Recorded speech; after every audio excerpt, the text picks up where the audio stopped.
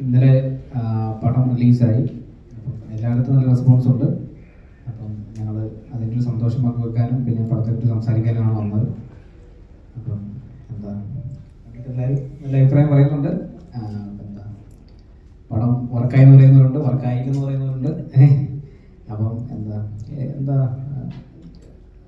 കുറച്ച് നോർമൽ ആൾക്കാർക്ക് പടം നന്നായിട്ട് ഇഷ്ടപ്പെട്ടു എന്ന് പറയുന്നു. കുറച്ച് വേറെ കുറച്ച് ആൾക്കാർക്ക് പടം അത്രയ്ക്ക് ഇങ്ങോട്ട് കണക്റ്റ് ആയി എന്ന് പറയുന്നു. മൊത്തത്തിൽ നമ്മൾ ഹാപ്പിയാണ്. എന്നെ കുറേ ആൾക്കാർ വിളിക്കുന്നുണ്ട്, പടം കണ്ടിട്ട് ഭയങ്കരമായിട്ട് വർക്കായി എന്ന് വിളിക്കുന്നുണ്ട്. അപ്പം എല്ലാവരും പടം കാണുക, തിയേറ്ററിൽ നിന്ന് പോയി കണ്ടിട്ട് നിങ്ങൾ അഭിപ്രായം പറയുക. നല്ല സിനിമയായിരിക്കും, നല്ല സിനിമയാണ്. നിങ്ങൾക്കത് അവസാനം വരെ പടം കണ്ടു കഴിഞ്ഞാൽ നിങ്ങൾ തിയേറ്ററിൽ നിന്ന് ഹാപ്പി ആയിട്ട് നിങ്ങൾക്ക് ഇറങ്ങാം എന്നാണ് എനിക്ക് കിട്ടുന്ന റെസ്പോൺസ് എനിക്ക് മനസ്സിലാകുന്നത്. അപ്പം എല്ലാവരും സിനിമ കാണുക, വിജയിപ്പിക്കുക. കൊടുക്കാം. എല്ലാവർക്കും നമസ്കാരം. ഇന്നലെയാണ് സിനിമ ഇറങ്ങിയത്. ഇന്നലെ അത്യാവശ്യം നല്ല റെസ്പോൺസുകൾ എല്ലാ സ്ഥലത്തും കിട്ടുന്നു. ഇൻസ്റ്റാഗ്രാമിൽ നിന്നാണെങ്കിലും ഒരുപാട് പേഴ്സണൽ മെസ്സേജുകളും ഒരുപാട് ടാഗ്സും നല്ല നല്ല റിവ്യൂസ് കാണാൻ പറ്റുന്നു. ഒരുപാട് സന്തോഷം. അപ്പോൾ ഞങ്ങൾ ടീമായിട്ട് നിങ്ങളെല്ലാവരും ഒന്ന് വിഷ് ചെയ്യാനും കാണാത്തവർക്ക് ഒരു പ്രൊമോഷൻ എന്ന രീതിയിൽ എല്ലാവരും സിനിമ തിയേറ്ററിൽ തന്നെ കാണാനും ഒക്കെ വേണ്ടിയിട്ടാണ് നമ്മൾ ഈ പ്രസ് മീറ്റ് വിളിച്ചിരിക്കുന്നത്. നിങ്ങൾ കണ്ടു വിലയിരുത്തുക എന്നുള്ളതാണ് എനിക്ക് പറയാനുള്ളത്. കാണാതെ അഭിപ്രായങ്ങൾ പറയരുത്. കണ്ടിട്ട് ആർക്കും എന്ത് അഭിപ്രായം പറയാനുള്ള സ്വാതന്ത്ര്യം ഇവിടെ ഉണ്ട്. എല്ലാവരും പറയണം. നല്ല അഭിപ്രായങ്ങളും നമുക്ക് വിലക്കെടുക്കുക. ഒരാളുടെ മാത്രം കാഴ്ചപ്പാടല്ല ഒരു മെജോറിറ്റിക്ക് ഉണ്ടാവുക. അപ്പോൾ ഒരു റിവ്യൂ നോക്കിക്കൊണ്ടായിരിക്കരുത് നിങ്ങൾ തിരഞ്ഞെടുക്കേണ്ടത്. നിങ്ങൾ കണ്ടു വിലയിരുത്തുക. Thank you.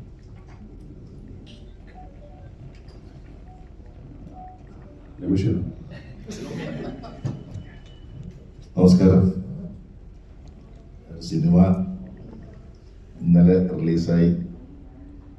അതിൽ സജ്ജനങ്ങളായ പ്രേക്ഷകരുടെ എല്ലാം നല്ല ഗംഭീരമായ അഭിപ്രായമാണ്. അതിൽ വളരെയധികം സന്തോഷമുണ്ട്. ഒരു സിനിമ തിയേറ്ററിൽ വരുന്നത് വരെ അതിൻ്റെ പിന്നിലുണ്ടാകുന്ന അധ്വാനത്തെക്കുറിച്ച് പ്രേക്ഷകരായ നിങ്ങൾക്ക് പ്രത്യേകിച്ച് ആരും പറഞ്ഞറിയിക്കേണ്ട കാര്യമൊന്നുമില്ല. ഇന്നത്തെ കാലത്ത് എല്ലാം വളരെ സുതാര്യമായതുകൊണ്ട് എല്ലാവർക്കും മനസ്സിലാക്കാവുന്ന കാര്യമുണ്ട്. പിന്നെ അഭിപ്രായ വ്യത്യാസങ്ങളുണ്ടാകും. അത് മനുഷ്യ സഹജമാണ്. അത് ആ അഭിപ്രായം പറയുന്ന അവരുടെ അറിവിൻ്റെ ആഴവും അതിൻ്റെ ആ വിഷയത്തിലുള്ള അവരുടെ അറിവ് എത്ര മാത്രമുണ്ടോ അതിനെ ആശ്രയിച്ചിരിക്കും ആ അഭിപ്രായത്തിൻ്റെ ബലം എന്ന് പറയുന്നത്. അതുകൊണ്ട് ആ അഭിപ്രായം നമ്മൾ ആ രീതിയിൽ കണ്ടാൽ മതി. കാണണം എന്നാണ് എൻ്റെ അഭിപ്രായം. എല്ലാം സിനിമ കാണുക, കണ്ടിട്ട് സ്വയം ബോധ്യപ്പെട്ടിട്ട് നമ്മൾ അതിനെക്കുറിച്ച് ഒരു തീരുമാനിക്കുക. എന്തായാലും ഒരു അപേക്ഷയാണ് നിങ്ങളോടുള്ളത്. ഈ സിനിമ കാണുക, കണ്ടിട്ട് വിലയിരുത്തുക. അതിഗംഭീരമായ അഭിപ്രായമുണ്ട്, നല്ലതാണെന്നുള്ള അഭിപ്രായമുണ്ട്. എന്നാൽ ബോധപൂർവം ചിലപ്പം ചിലർക്ക് എന്തെങ്കിലുമൊക്കെ ഞാനൊന്നും ശ്രദ്ധിക്കാറില്ല, നോക്കാറില്ല. അവരുടെ അഭിപ്രായങ്ങളൊന്നും നോക്കാറില്ല. നല്ല മനുഷ്യരുടെ അഭിപ്രായങ്ങൾ നോക്കുന്നു, അതേ പറയുന്നു, ഇതൊക്കെയാണ് നോക്കാറുള്ളത്. അത് വളരെയധികം ഗുണം ചെയ്തിട്ടുണ്ട്. നല്ല ഒരു സിനിമയാണ്. അത് നിങ്ങൾ കാണുക, കണ്ടിട്ട് നിങ്ങൾ തീരുമാനിക്കുക എന്നാണ് എനിക്ക് പറയാനുള്ളത്. എല്ലാവർക്കും നമസ്കാരം. ഇന്നലെയാണ് ദൃഢം റിലീസായത്. അപ്പോൾ ഒത്തിരി പേര് സിനിമ കണ്ടിട്ട് വിളിച്ച് നല്ല അഭിപ്രായങ്ങൾ പറഞ്ഞു. ഞങ്ങളുടെ ടീം ആക്ച്വലി ഹാപ്പിയാണ്. പിന്നെ പറഞ്ഞ പോലെ പടങ്ങളെക്കുറിച്ച് പലർക്കും പല അഭിപ്രായങ്ങളായിരിക്കും. രമേശ് ചേട്ടനും ഷീനൊക്കെ പറഞ്ഞ പോലെ ഒരു കാര്യം പറയാനുള്ളത്, നിങ്ങൾ ഒരു തവണയെങ്കിലും സിനിമ കാണാൻ ശ്രമിക്കുക. അത് ഞങ്ങളുടെ ഒരു റിക്വസ്റ്റാണ്. കണ്ടാൽ നിങ്ങൾക്ക് തീർച്ചയായിട്ടും ഇഷ്ടപ്പെടുമെന്നാണ് ഞങ്ങളുടെ ഒരു ഞങ്ങളുടെ ഭാഗത്തുനിന്നുള്ളൊരു അതെ. അപ്പോൾ വലിയ അവകാശവാദങ്ങളൊന്നുമില്ല. പക്ഷെ നിങ്ങൾക്ക് സുഖമായിട്ട് എൻ്റർടൈനായിട്ട് കണ്ടിരുന്ന ഒത്തിരി പേര്, അതായത് സാധാരണക്കാരായ ഒത്തിരി പേര് പടം കണ്ടിട്ട് വിളിച്ചിട്ട് അവർക്ക് ഭയങ്കരമായിട്ട് ഇത് വർക്കായി, ഇങ്ങനെ ഒരു ഇത്രയും ഗംഭീരമായ ഒരു ക്ലൈമാക്സ് പ്രതീക്ഷിച്ചില്ല, അങ്ങനെയൊക്കെയുള്ള ഒപ്പീനിയൻസാണ് കൂടുതലായിട്ട് നമുക്ക് കിട്ടുന്നത്. അപ്പോൾ കൂടുതൽ പേരിലേക്ക് പടം എത്തിക്കാൻ വേണ്ടിയിട്ടാണ് ഞങ്ങൾ ഇന്നിങ്ങനെ ഒരു പ്രസ് മീറ്റിൽ വന്നിരിക്കുന്നത്. അപ്പോൾ കാണാത്തവർ എന്തായാലും തീർച്ചയായിട്ടും പടം കാണുക, അഭിപ്രായങ്ങൾ തുറന്നു പറയുക. അഭിപ്രായങ്ങൾ സ്വീകരിക്കപ്പെടുന്നതാണ്. ഇപ്പോൾ സിനിമയുടെ ഒരു ഭാഗമാണ് ഈ റിവ്യൂ എന്ന് പറയുന്നത് അല്ലേ. കാലം മാറി വന്നപ്പോണ്ടായ ഒരു ഇതിൻ്റെ ഭാഗമാണിത്. അപ്പോൾ ഇതിൻ്റെ ഒരു അനിവാര്യ ഘടകമാണത്. ഇപ്പോൾ ഏത് ചെറിയ സിനിമയിലും വലിയ സിനിമയിലും ഇതെല്ലാം ഉണ്ടാവും. പക്ഷേ കാണണം, കാണാതെ വിമർശിക്കരുതെന്ന് എല്ലാവരും പറയുന്ന പോലെ നമ്മൾക്കും വിമർശിച്ചോളൂ, അതും ഞങ്ങൾ സ്വാഗതം ചെയ്യുന്നു. പക്ഷേ നിങ്ങൾക്ക് തീർച്ചയായിട്ടും ദൃഢം ഇഷ്ടപ്പെടുമെന്ന് ഞങ്ങൾ ഉറപ്പ് തരുന്നു. പിന്നെ കൃഷ്ണപ്രഭ, നമ്മൾ പുതുതായിട്ട് സിനിമയിൽ ഇൻട്രൊഡ്യൂസ് ചെയ്ത നായിക, അവർക്ക് എന്താണ് പറയാനുള്ളതെന്ന് കേൾക്കാം.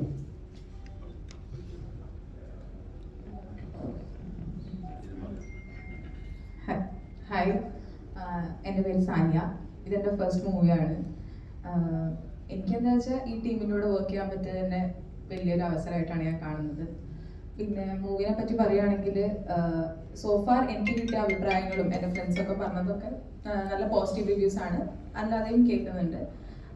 എനിക്ക് പറയാനുള്ളത്, നിങ്ങൾ മൊത്തത്തിൽ ജനറലൈസ് ചെയ്യാതെ എല്ലാവരെയും പേഴ്സണൽ ഒപ്പീനിയൻസ്, എല്ലാവരും പേഴ്സണലായിട്ട് പോയി കണ്ടിട്ട് ഒപ്പീനിയൻസ് പറയായിരുന്നെങ്കിൽ കുറച്ചും കൂടി നല്ലതായിരുന്നു. Thank you. ഹലോ, എല്ലാവർക്കും നമസ്കാരം. ഞങ്ങളുടെ ദൃഢം മൂവി ഇന്നലെ റിലീസായി.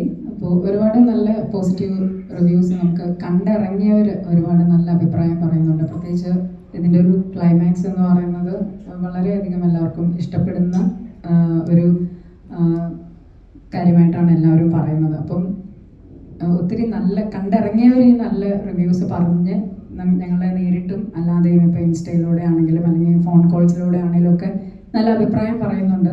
Thank you so much. കാണാത്തവർ തിയേറ്ററിൽ തന്നെ പോയി കാണുക.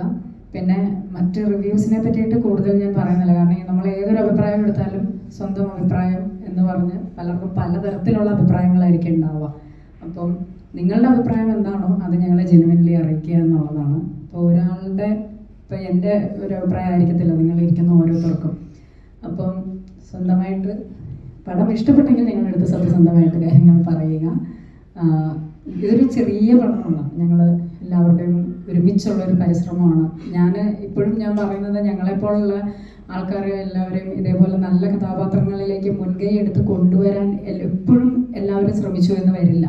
അപ്പം ഞങ്ങളെ സംബന്ധിച്ചിടത്തോളം ഇതൊരു വലിയൊരു അനുഗ്രഹമായാണ് ഞങ്ങൾ കാണുന്നത്. അപ്പം ഞങ്ങളെപ്പോലുള്ള എല്ലാ ആർട്ടിസ്റ്റുകളെയും സപ്പോർട്ട് ചെയ്യൂ, അനുഗ്രഹിക്കൂ എന്നുള്ളതാണ് എനിക്ക് എല്ലാവരുടെയും ഒരു കാര്യമായിട്ട് പറയാനുള്ളത്. ഇതൊരു ചെറിയ സിനിമയാണ്.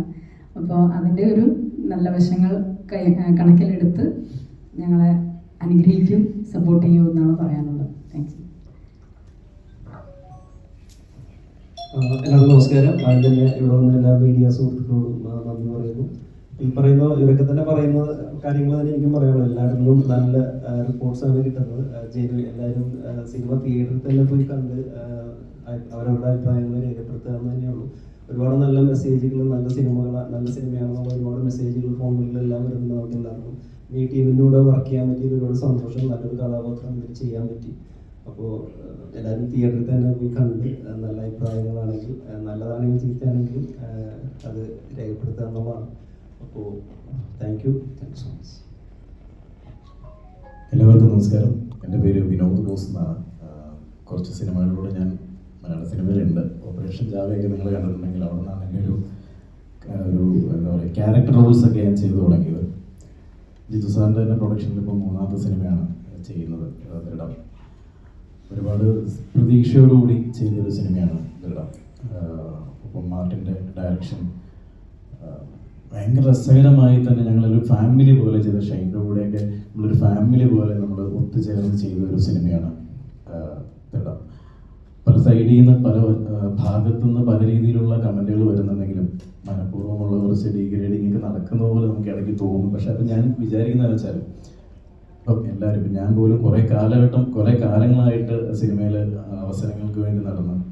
അങ്ങനെ ഒരു സ്ലോലി ഇങ്ങനെ കയറി വരുന്നൊരു സമയമാണ്. ഇത്രയും സ്ക്രീൻ പെർസൻസ് ഉള്ള അല്ലെങ്കിൽ സ്പേസ് അത്രത്തോളം എൻ്റെ ക്യാരക്ടറിന് കിട്ടിയ ഒരു സിനിമ ദൃഢമാണ്. അപ്പോൾ വലിയ പ്രതീക്ഷയോടുകൂടി ഞങ്ങളെല്ലാവരും വെയിറ്റ് ചെയ്യുന്ന ഒരു ഫ്രണ്ട്സ്, നമുക്ക് ഒരു ഫാമിലി ഉണ്ട്, അവരെയൊക്കെ വലിയ പ്രതീക്ഷയോടുകൂടി കാണുന്നൊരു സിനിമ. ആ സിനിമ നമ്മൾ ഇന്നലെ കണ്ട സമയത്ത്, ഞാൻ ഇന്നലെയാണ് ഡബിങ് കഴിഞ്ഞിട്ട് നമ്മൾ സിനിമ കാണുന്നത്. വാവ് ഫാക്ടേഴ്സ് ഒരുപാട് ഉള്ള ഒരു സിനിമയാണ് ദൃഢം. ഏറ്റു കൈയടിക്കുന്ന ആൾക്കാരൊക്കെ ഞങ്ങൾ കണ്ടിട്ടുണ്ട് ആ സമയത്ത്. അതുപോലത്തെ ഒരു ഭയങ്കര വാവ് ഫാക്ടർ ഉള്ള സിനിമയാണ്. അത് കണ്ടിട്ട് അതിൻ്റെ മെറിറ്റ്സ് മനസ്സിലാക്കി അതിൻ്റെ കഷ്ടപ്പാടുകൾ, അതിൻ്റെ പിന്നിലുള്ള കഷ്ടപ്പാടുകൾ മനസ്സിലാക്കി അതിന് വേണ്ടിയിട്ട് സപ്പോർട്ട് ചെയ്ത് തന്നെ എല്ലാവരും സംസാരിക്കണം എന്നത് ഓരോരുത്തരുടെ ഇഷ്ടമാണെങ്കിൽ കൂടി അതിൻ്റെ ഒരു കഷ്ടപ്പാട് എല്ലാവരുടെയും, ആർട്ടിസ്റ്റുകളാവട്ടെ ടെക്നീഷ്യൻ്റെ ആവട്ടെ, നമുക്ക് ചുമ്മാ തട്ടിക്കൂട്ടി ഒരു സിനിമ ചെയ്തിരിക്കുന്നതല്ല. ദൃഢം എന്ന് പറയുന്നത് അത്ര ഞാൻ പറയുന്നു, നിങ്ങളുടെ ക്വാളിറ്റി ടൈം ദൃഢം കാണാൻ നിങ്ങൾക്ക് ഉപയോഗിക്കാം. മിച്ചമുള്ള സമയം കുറച്ച് സമയം പോയി സിനിമ കാണാം എന്ന് പറഞ്ഞ് പോകേണ്ട സിനിമ പോലും അല്ല. ക്വാളിറ്റി ടൈം തന്നെ നിങ്ങൾക്ക് ദൃഢം കാണാൻ ഉപയോഗിക്കാം. ഒരിക്കലും വേസ്റ്റ് ആവില്ല എന്ന് ഞാൻ നെഞ്ചിൽ തൊട്ട് പറയുകയാണ്. അപ്പോൾ നിങ്ങൾ എല്ലാവരും പോയി കാണാൻ ശ്രമിക്കുക. ഞങ്ങളെ പോലെയുള്ള പുതിയ ആളുകളെയും കൂടി ഒന്ന് സപ്പോർട്ട് ചെയ്യാം. Thank you. ആദ്യത്തെ 10 മിനിറ്റിൽ തന്നെ ഒരു ഭയങ്കര എക്സൈറ്റിംഗ് ഉണ്ടാക്കാതെ പതിയെ കഥയിലേക്ക് പോയി എന്തിനാണ് ഇത്ര പതിയെ വന്നതെന്നുള്ള ഏറ്റവും അവസാനം ഉണ്ടാക്കുന്ന ഒരു മൊമെന്റ് ക്രിയേറ്റ് ചെയ്യുന്ന ചെറിയൊരു പ്രോസസ് അല്ല, അത് ക്ഷമ വേണം. ഓഡിയൻസിന് ക്ഷമ കൊടുക്കാനുള്ള ഒരു പ്രോസസ് ഉണ്ട്. ആ ഒരു എഫേർട്ട് എന്തായാലും സ്ക്രീനിൽ ഞങ്ങൾക്ക് കിട്ടിയിട്ടുണ്ട്. അതിന് താങ്ക് യു. ഞങ്ങൾ പെർഫെക്റ്റ് സിനിമയൊന്നും പറയുന്നില്ല. ഫസ്റ്റ് ഹാഫ് ഞങ്ങൾ ഒരു സ്ലോ നരേഷൻ തന്നെയാണ് ഞങ്ങൾ പോയിരിക്കുന്നത്. സെക്കൻഡ് ഹാഫ് ഞങ്ങൾ അതിനൊന്ന് പേസ് കൂട്ടി ഒരു ക്ലൈമാക്സിൽ ഒരു സിനിമാറ്റിക് പരിപാടിയാണ് കൊണ്ടുവരാൻ ഉദ്ദേശിച്ച്. കുറേ ആൾക്കാരൊക്കെ ഇത് കണക്റ്റായി, സന്തോഷം. കുറേ പിന്നെ നമ്മൾ എല്ലാവരുടെയും മൈൻഡ് ഒരുപോലെ അല്ലല്ലോ, പല ആൾക്കാരുടെ ടേസ്റ്റ് പലതാണല്ലോ. അങ്ങനെ പക്ഷെ മൊത്തത്തിൽ ഞങ്ങൾക്ക് പോസിറ്റീവ് റെസ്പോൺസ് ആണ് മൊത്തത്തിൽ കിട്ടുന്നത്. കുറേ ആൾക്കാരുടെ പേഴ്സണൽ വിളിക്കുന്നുണ്ട്. അങ്ങനെ മൊത്തത്തിൽ സന്തോഷം. എങ്ങനെയുണ്ട് ഇങ്ങനത്തെ സബ്ജക്ട് എടുക്കുന്ന സമയത്ത്? ഒബിയസ്ലി നമുക്ക് പല പ്രോസസ്സാണ്. കാരണം ഇതിന്റെ മെയിൻ കോർ എലമെന്റ് എന്ന് പറയുന്നത് ഷെയ്ഡിന്റെ കഥാപാത്രം മാത്രമല്ല, അതിന്റെ ചുറ്റുപാടുള്ള കഥാപാത്രങ്ങളും ഉണ്ട്. അപ്പൊ ആ കോട്ട് പ്രോസസ് എത്രത്തോളം ടഫായിരുന്നു? കാരണം ഇത് ഇറങ്ങുമ്പോൾ പല രീതിയിലുള്ള കമന്റുകൾ വരാം. അപ്പം എനിക്ക് പ്ലോട്ട് പറയാൻ പറ്റില്ല, അതിന്റെ ഡിസ്കൈ അതിലാണ് ഇരിക്കുന്നത്. അപ്പം എത്രത്തോളം ടഫായിരുന്നു ഈ സബ്ജക്ട് ക്രിയേറ്റ് ചെയ്യാനായിട്ട്? ടഫ് എന്ന് വെച്ച് കഴിഞ്ഞാൽ ഇതിന്റെ റൈറ്റേഴ്സ് ലിൻഡോ ജോമോനും എൻ്റെ അടുത്ത് വന്ന് പറയുന്നത് നമ്മളെ ആ പ്ലോട്ടിന്റെ ഒരു ഐഡിയ ആണ്.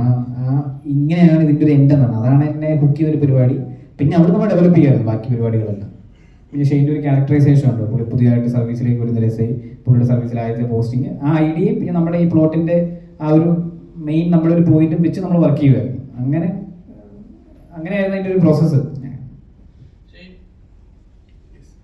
ചെയ്യുന്ന കഥാപാത്രങ്ങൾ എത്രത്തോളം ഡെപ്തുള്ളതാണെന്നോ അത് പ്രേക്ഷകർ കണക്ട് ആകുക എന്ന് പറയുന്നത് ഒരു ആർട്ടിസ്റ്റിനെ സംബന്ധിച്ച് ചെറിയൊരു കാര്യമല്ല. അത് ചെയ്യുന്ന കഥാപാത്രം എത്രത്തോളം എഫേർട്ട് ഉണ്ട്. ഒരു പോലീസായിട്ട് വരണമെന്ന് വെച്ചാൽ അതിന്റെ ജസ്റ്റിസ് എടുക്കേണ്ട എഫേർട്ടുകൾ ഒരു പ്രോസസ് ഉണ്ട്. ഇപ്പോൾ ആളുകൾ എന്താ ഓവറായിട്ട് ജഡ്ജ് ചെയ്യുന്നുണ്ട്, ഇങ്ങനെയാണ് പോലീസുകാർ ചെയ്യുന്നത്, ഇങ്ങനെയല്ല പ്രോസസ് എന്നൊക്കെ പറഞ്ഞ് നമ്മൾ സോഷ്യൽ മീഡിയ കാണാറില്ല. അപ്പൊ ഇങ്ങനെ ഒരു കഥാപാത്രം കിട്ടിയ സമയത്ത് എത്രത്തോളം പ്രിപ്പറേഷൻ ഉണ്ടായിരുന്നു? കഥാപാത്രത്തിന് വേണ്ട പ്രിപ്പറേഷൻ ഉണ്ടായിരുന്നു. അതിലെന്താണ് എന്ന് ചോദിച്ചു കഴിഞ്ഞാൽ സിനിമ കണ്ട് നിങ്ങൾക്ക് മനസ്സിലാവുന്നതാണ് ഞാൻ ചെയ്ത പ്രിപ്പറേഷൻ എന്നുള്ളതാണ്. കഥാപാത്രം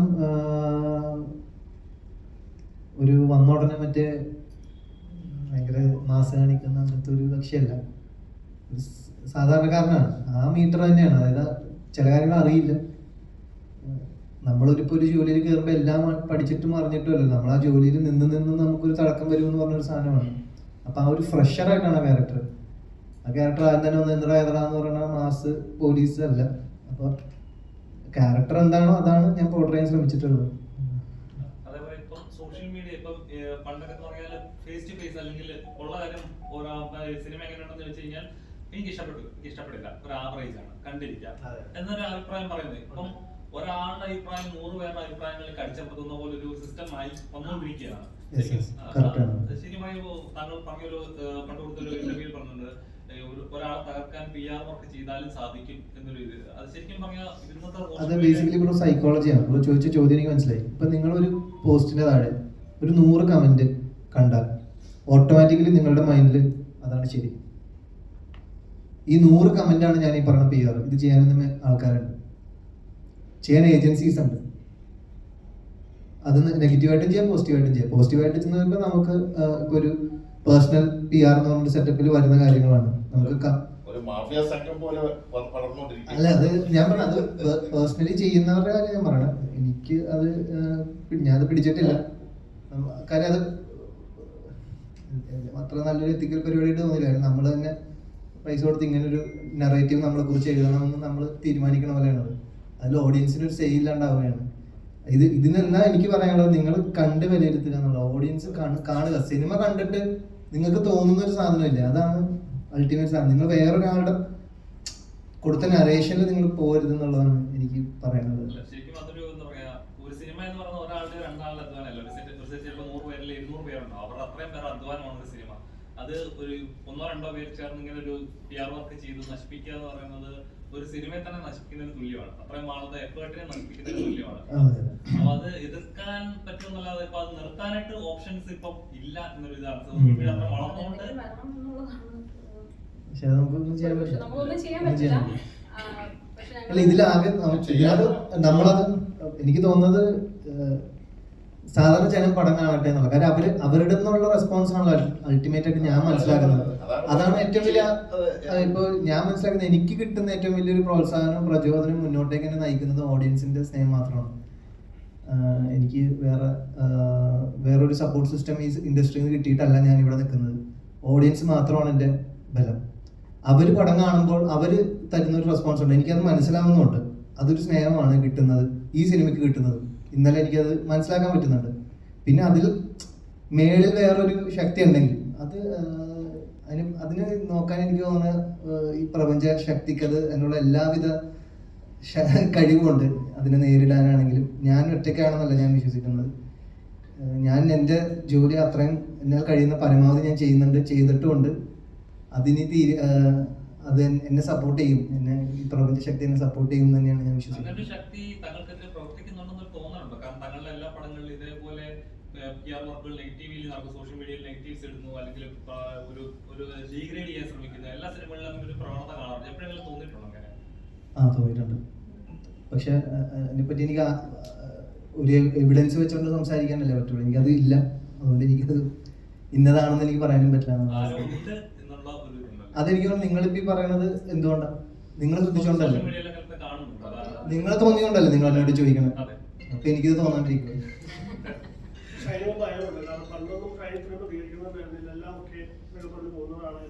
പിന്നെ ഷൈന് ഒരുപാട് ഓഡിയൻസ് ഉണ്ട്, ഒരുപാട് പ്രേക്ഷകരുണ്ട്. ഷൈൻ്റെ സിനിമ വരുമ്പോൾ കാണാനാണ്, ഷൈൻ സപ്പോർട്ട് ചെയ്യാനുണ്ട്. പക്ഷെ ഇപ്പോൾ ഷൈൻ ഭയങ്കരമായിട്ട് പ്രതികരിച്ചു തുടങ്ങി. ഇപ്പോൾ ഒരു ഫോൺ നമ്പർ പോലും എൻ്റെ കൊടുക്കാൻ ആളില്ല, ഇൻഡസ്ട്രിയിൽ ഒരു ഹെൽപ്പ് പോലും ഇല്ല എന്ന് പറയുന്നുണ്ട്. അതിൻ്റെ അടുത്ത് ഷൈൻ ഭയക്കുന്നുണ്ടോ ഇങ്ങനെയുള്ള പ്രശ്നങ്ങൾ? ഭയക്കുന്നുണ്ടെങ്കിൽ ഇത് പറയോ? ഞാൻ ചോദിച്ചാ ഒരിക്കലും ഇല്ല. ഭയക്കുന്നുണ്ടെങ്കിൽ ഞാൻ ഇത് പറയില്ലല്ലോ. കാര്യം ഇതിനകത്ത് മനസ്സിലായെന്ന് വെച്ചാൽ ഇതുണ്ട് എന്നുള്ള ആക്സെപ്റ്റൻസിലേക്ക് ഞാൻ എത്തി എന്നുള്ളതാണ്. ഇത്രയും കാലം നമുക്ക് സംശയാസ്പദം അങ്ങനെയുള്ള കാര്യങ്ങൾ. പക്ഷെ ഇപ്പോഴും എനിക്ക് പറഞ്ഞ പോലെ എനിക്ക് പുറത്ത് വന്നിട്ട് ഇങ്ങനെയൊന്നും പറയാനുള്ള എവിഡൻസ് ഇല്ല. അല്ലെങ്കിൽ ഇത് നമ്മള് മറ്റേ വേറെ ആരെങ്കിലും കുറിച്ച് ചുമ്മാ അങ്ങനെ പറയുന്നു എന്നുള്ളൊരു സീനിലെ ആൾക്കാരെ കാണുള്ളൂ. എനിക്ക് ഇതിനൊന്നും എവിഡൻസ് ഇല്ലാത്ത കാര്യങ്ങളാണ്. സോ എനിക്കത് ആധികാരികമായി പറയാൻ പറ്റില്ല.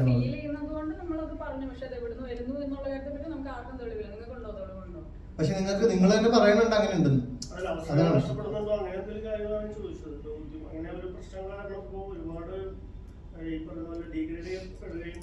സിനിമകൾ വരുമ്പോൾ തന്നെ അതിനെ ആളുകൾക്ക് ഡിസൈസ് ചെയ്ത് പറയുകയും ഇത് ചെയ്യുമ്പോൾ അതിന് ഒരു കാരണം വളരെ മോശമായ സിനിമയ്ക്ക് നല്ല റിവ്യൂ പറഞ്ഞ ആൾക്കാർ പോലും ഈ സിനിമ മോശം പറയുന്ന കാരണം ഒരു കോമഡി പോലും കണ്ടിട്ട് ചിരിക്കാൻ പറ്റാത്ത സിനിമയ്ക്ക് പോലും നല്ല റിവ്യൂ പറഞ്ഞ ആൾക്കാരാണ് മോശം പറയുന്നത്. അല്ല, അത് നിങ്ങൾ ചോദിക്കുന്നിടത്ത് തന്നെ ഇല്ല അതിനുള്ള ഉത്തരം. അല്ല, നിങ്ങൾ പറയുമ്പോൾ മീഡിയാസിനെയാണ് നിങ്ങൾ ഉദ്ദേശിക്കുക ചില സമയത്ത്. ഒറ്റപ്പെട്ട കുറച്ച് മേഖലയിൽ മൊത്തത്തിൽ വരുമല്ലോ, അതുകൊണ്ട് ഞാൻ പറഞ്ഞുള്ളൂ. അപ്പോ അങ്ങനെയുള്ള കാര്യങ്ങൾ വരുമ്പോ എന്താണ് നമുക്ക് പറയാനുള്ളത് എന്നുള്ള കാര്യമാണ് ഞാൻ ചോദിച്ചത്. കാരണം ഈ പറയുന്ന പല ആൾക്കാരും പറയുന്ന കാര്യങ്ങൾ ശരിക്കും റീച്ചിന് വേണ്ടി പറയുന്നത് പോലെയൊക്കെയാണ് തോന്നിയത്. റീച്ചിന് വേണ്ടി പറയുന്ന പോലെയാണ് എനിക്ക് തോന്നുന്നത്. റീച്ചിന് എനിക്ക് തോന്നിയിട്ടുള്ള ഒരു കാര്യം പറയണത് ഒരു റിക്വസ്റ്റ് ആയിട്ട് നിങ്ങൾ എടുക്കണം എന്നുള്ളതാണ്. ഞങ്ങളെക്കാളും കൂടുതൽ നിങ്ങൾ ഞങ്ങളുടെ മീഡിയ സുഹൃത്തുക്കൾക്കാണ് ഇത് കുറച്ചുകൂടെ ഇത് എന്താണ് എൻ്റെ ഒരു പ്രൂഫ് വഴി കണ്ടെത്തി തരാൻ പറ്റുള്ളൂ. അതൊന്ന്. പിന്നെ ചില ആൾക്കാർ ഇപ്പോൾ റിവ്യൂസ് പറയുമ്പോഴാണെങ്കിലും വ്യക്തിപരമായിട്ട് അത് പ്രത്യേകിച്ച് സോഷ്യൽ മീഡിയ മൊത്തത്തിലുള്ള കാര്യമാണ്. അതിപ്പോൾ സിനിമ എന്നുള്ളത് മാത്രമല്ല. ഇപ്പം നമ്മളൊരു ഇപ്പം ഞാൻ പ്രവർത്തിക്കുന്ന ഒരു മേഖല എൻ്റെ ഡാൻസും പാട്ടും ഇതൊക്കെയാണ്. ഈ ഒരു ആർട്ടായിട്ടുള്ള റിലേറ്റഡ് ആയിട്ടുള്ള ഒരു ഫീൽഡ്. നമ്മൾ മറിച്ച് ചിന്തിക്കുകയാണെങ്കിൽ ഇപ്പോൾ പൊളിറ്റിക്കൽ ഫീൽഡിലൊക്കെ വ്യക്തിപരമായിട്ട് ഭയങ്കരമായിട്ട് ഇട്ട് കീറി മുറിക്കുന്നതായിട്ട് ഞാൻ കാണുന്നുണ്ട്. പക്ഷെ അതൊരു നല്ല പ്രവണതയായിട്ട് എനിക്ക് തോന്നിയിട്ടില്ല. നമ്മളോരോ അഭിപ്രായം പറയുമ്പോൾ ഒരു വ്യക്തിയെ മാത്രം ടാർഗറ്റ് ചെയ്തൊക്കെ പറയുന്ന കാര്യം അതത്ര നല്ലതാണോ എന്ന് എനിക്ക് തോന്നുന്നില്ല. എങ്ങനെയെങ്കിലും ഇയാളെ വീട്ടിലിരുത്താം, അല്ലെങ്കിൽ ചിലപ്പോൾ ഇനി ഇവിടെ വരാത്ത രീതിയിലാക്കാം എന്നുള്ളത് എല്ലാ മേഖലകളിലും ആരൊക്കെയോ ട്രൈ ചെയ്യുന്നുണ്ട് എന്നുള്ളത്. പ്രത്യേകിച്ച് ഒരു ഇപ്പോൾ ചേട്ടൻ പറഞ്ഞതുപോലെ സിനിമയിൽ തമാശ പോലും ഇല്ലാത്ത ചില സിനിമകളിൽ ഭയങ്കര അടിപൊളിയായിട്ട് ഞങ്ങൾ ചിരിച്ചു എന്ന് പറയുന്നത് തരത്തിലുള്ള റിവ്യൂസ് ഒക്കെ ഇട്ടിട്ട് കുറച്ച് പേരെ മാത്രം ടാർഗറ്റ് ചെയ്ത് വ്യക്തിപരമായിട്ട് വല്ലാതെ നമ്മളിപ്പോൾ ഒരു പ്രസ്ഥാനത്തെയോ അല്ലെങ്കിൽ ഒരു വിഷയത്തെ പറ്റി പറയുന്നത് പോലെയല്ല വ്യക്തിപരമായിട്ട്. അതിപ്പോൾ അയാളെ എല്ലാവർക്കും ഒരേ മനക്കെട്ടി ആയിരിക്കില്ല ചിലപ്പോൾ അത് ഫേസ് ചെയ്യാനായിട്ട്. അപ്പോൾ കുറച്ചുകൂടെ നമ്മൾ ചിലപ്പോൾ അവരുടെ ജീവിതമേ ഇല്ലാതാക്കുമായിരിക്കും. അപ്പോൾ അത്തരം പ്രവണതകളിലേക്ക് പോവാതിരിക്കൂ എന്നുള്ളൊരു റിക്വസ്റ്റ് എനിക്ക് പറയാനുണ്ട്. അതിപ്പോൾ നിങ്ങളെല്ലാ മീഡിയാസും സുഹൃത്തുക്കളും ഉള്ളതുകൊണ്ട് ഞാൻ പറഞ്ഞതാണ്. വ്യക്തിപരമായിട്ടുള്ള കീറ് മുറിക്കൽ കുറച്ചുകൂടെ ഒന്ന് കുറയ്ക്കാമെന്ന് എനിക്ക് തോന്നുന്നു. അത് ഓക്കെ ആണെങ്കിൽ നിങ്ങൾ ഈ പറഞ്ഞ പോലെ എന്തെങ്കിലും ഒരു കാര്യങ്ങളൊക്കെ ഇപ്പോൾ നിങ്ങൾ ചോദിച്ചല്ലോ, അതിപ്പോൾ നിങ്ങളായിരിക്കും ഞങ്ങളെക്കാളും കൂടുതൽ കണ്ടുപിടിക്കാൻ മിടുക്കരായിട്ടുള്ളവർ. നിങ്ങൾ എല്ലായിടത്തും പോകുന്നവരാണ്, എല്ലാവരെയും കാണുന്നവരാണ്. അപ്പോൾ എന്താണ് ഇതിൻ്റെ റീസൺ ഉള്ളത് നിങ്ങളൊക്കെ ആയിരിക്കും കൂടുതൽ കണ്ടുപിടിക്കാൻ പറ്റുക. എന്നെ ഹെൽപ്പ് ചെയ്യൂ. അല്ല, സിനിമയ്ക്ക് ഏറ്റവും കൂടുതൽ സപ്പോർട്ട് കിട്ടുന്നത് മീഡിയയുടെ ഭാഗം തന്നെയാണ്. മീഡിയ നിങ്ങൾ ഇത്രയും സജീവമായിട്ടുള്ളത് കൊണ്ടാണ് പല സിനിമകളെ കുറിച്ചും പലരും അറിയുന്നതും. ഇപ്പോൾ അദ്ദേഹം പറഞ്ഞതുപോലെ ചില അറിയില്ലാത്ത സിനിമകളെ കുറിച്ച് ആളുകളെ അറിയിക്കുന്നത് പോലും മീഡിയയാണ്. അപ്പോൾ ചിലപ്പോൾ നല്ല സിനിമകളായിരിക്കും, ഒരു പബ്ലിസിറ്റി കുറവുണ്ടാകും, പക്ഷെ മീഡിയയുടെ ഒരു പ്രസൻസ് കൊണ്ട് അങ്ങനെ വിജയിച്ച പടങ്ങളുണ്ട്. അപ്പോൾ അതുകൊണ്ട് മീഡിയ എപ്പോഴും സപ്പോർട്ടീവാണ് സിനിമയ്ക്ക്. അപ്പോൾ ഈ കൃഷ്ണബാബു പറഞ്ഞ പോലെ ചിലർ വ്യക്തിവിരോധം കാരണം ചില ടാർഗറ്റ് ചെയ്യപ്പെടുന്നു എന്നുള്ളത് മാത്രമാണ്. അത് ഒഴിവാക്കിയാൽ അത്രയും നല്ലത്. കാരണം ഒരു വ്യക്തിയോടുള്ള വിരോധം കൊണ്ട് ഒരു സിനിമയോ ഒരു ഇൻഡസ്ട്രിയെയോ തകർക്കുന്ന രീതിക്കുള്ള പ്രതികരണങ്ങൾ സിനിമയ്ക്ക് അറ്റ്ലീസ്റ്റ് ഉണ്ടാവാതിരുന്നാൽ ഇൻഡസ്ട്രി കുറച്ചും കൂടി നന്നായി പോകും. ഇൻഡസ്ട്രി ഉണ്ടെങ്കിലാണ് മീഡിയയ്ക്കും ഇതേപോലെ നിലനിൽക്കാൻ പറ്റുള്ളൂ, ഞങ്ങൾക്ക് ഇതേപോലെ നിലനിൽക്കാൻ പറ്റുള്ളൂ. ഞങ്ങൾക്ക് നിങ്ങളുടെ സപ്പോർട്ടില്ലാതെ മുന്നോട്ട് പോകാൻ കഴിയില്ല. അപ്പോൾ കമ്മിങ് ബാക്ക് ടു ദൃഢം സിനിമ തിയേറ്ററിൽ ഇപ്പോൾ റെസ്പോൺസ് ഇന്നലെ പറഞ്ഞ പോലെ നല്ല റെസ്പോൺസ് കിട്ടുന്നുണ്ട്. പേഴ്സണലായിട്ട് കണ്ട എല്ലാവരും വിളിച്ച് നല്ല അഭിപ്രായമാണ് പറഞ്ഞത്. പിന്നെ റിവ്യൂസിൽ പറഞ്ഞ മാതിരി കുറേ പോസിറ്റീവ്സ് ഉണ്ട്, കുറേ നെഗറ്റീവ്സ് ഉണ്ട്. അത് എല്ലാ സിനിമയ്ക്കും ഉണ്ടാവും. എല്ലാ എന്തെങ്കിലും സിനിമകളില്ല. ചില സിനിമകൾ നല്ലതായിട്ടും പരാജയപ്പെടുന്നുണ്ട്, ചില സിനിമകൾ മോശമായിട്ടും വിജയിക്കുന്നുണ്ട്. അതൊക്കെ സിനിമയുടെ ഒരു ഫെയ്റ്റാണ്. അപ്പോൾ ഇതിൻ്റെ ഒരു അണിയർ പ്രവർത്തകർ എന്നുള്ള നിലയ്ക്ക് ഞങ്ങൾക്ക് റിക്വസ്റ്റ് ചെയ്യാനുള്ളത്, നിങ്ങൾ പറ്റുമെങ്കിൽ സിനിമ തീർച്ചയായിട്ടും തിയേറ്ററിൽ തന്നെ പോയി കാണും, നിങ്ങൾക്ക് ഇഷ്ടപ്പെടും എന്നാണ് ഞങ്ങൾ നൽകുന്ന ഒരു ഷുവറിറ്റി. പിന്നെ കണ്ടിട്ട് നിങ്ങളുടേതായ അഭിപ്രായം രേഖപ്പെടുത്തൂ എന്നേ പറയാനുള്ളൂ.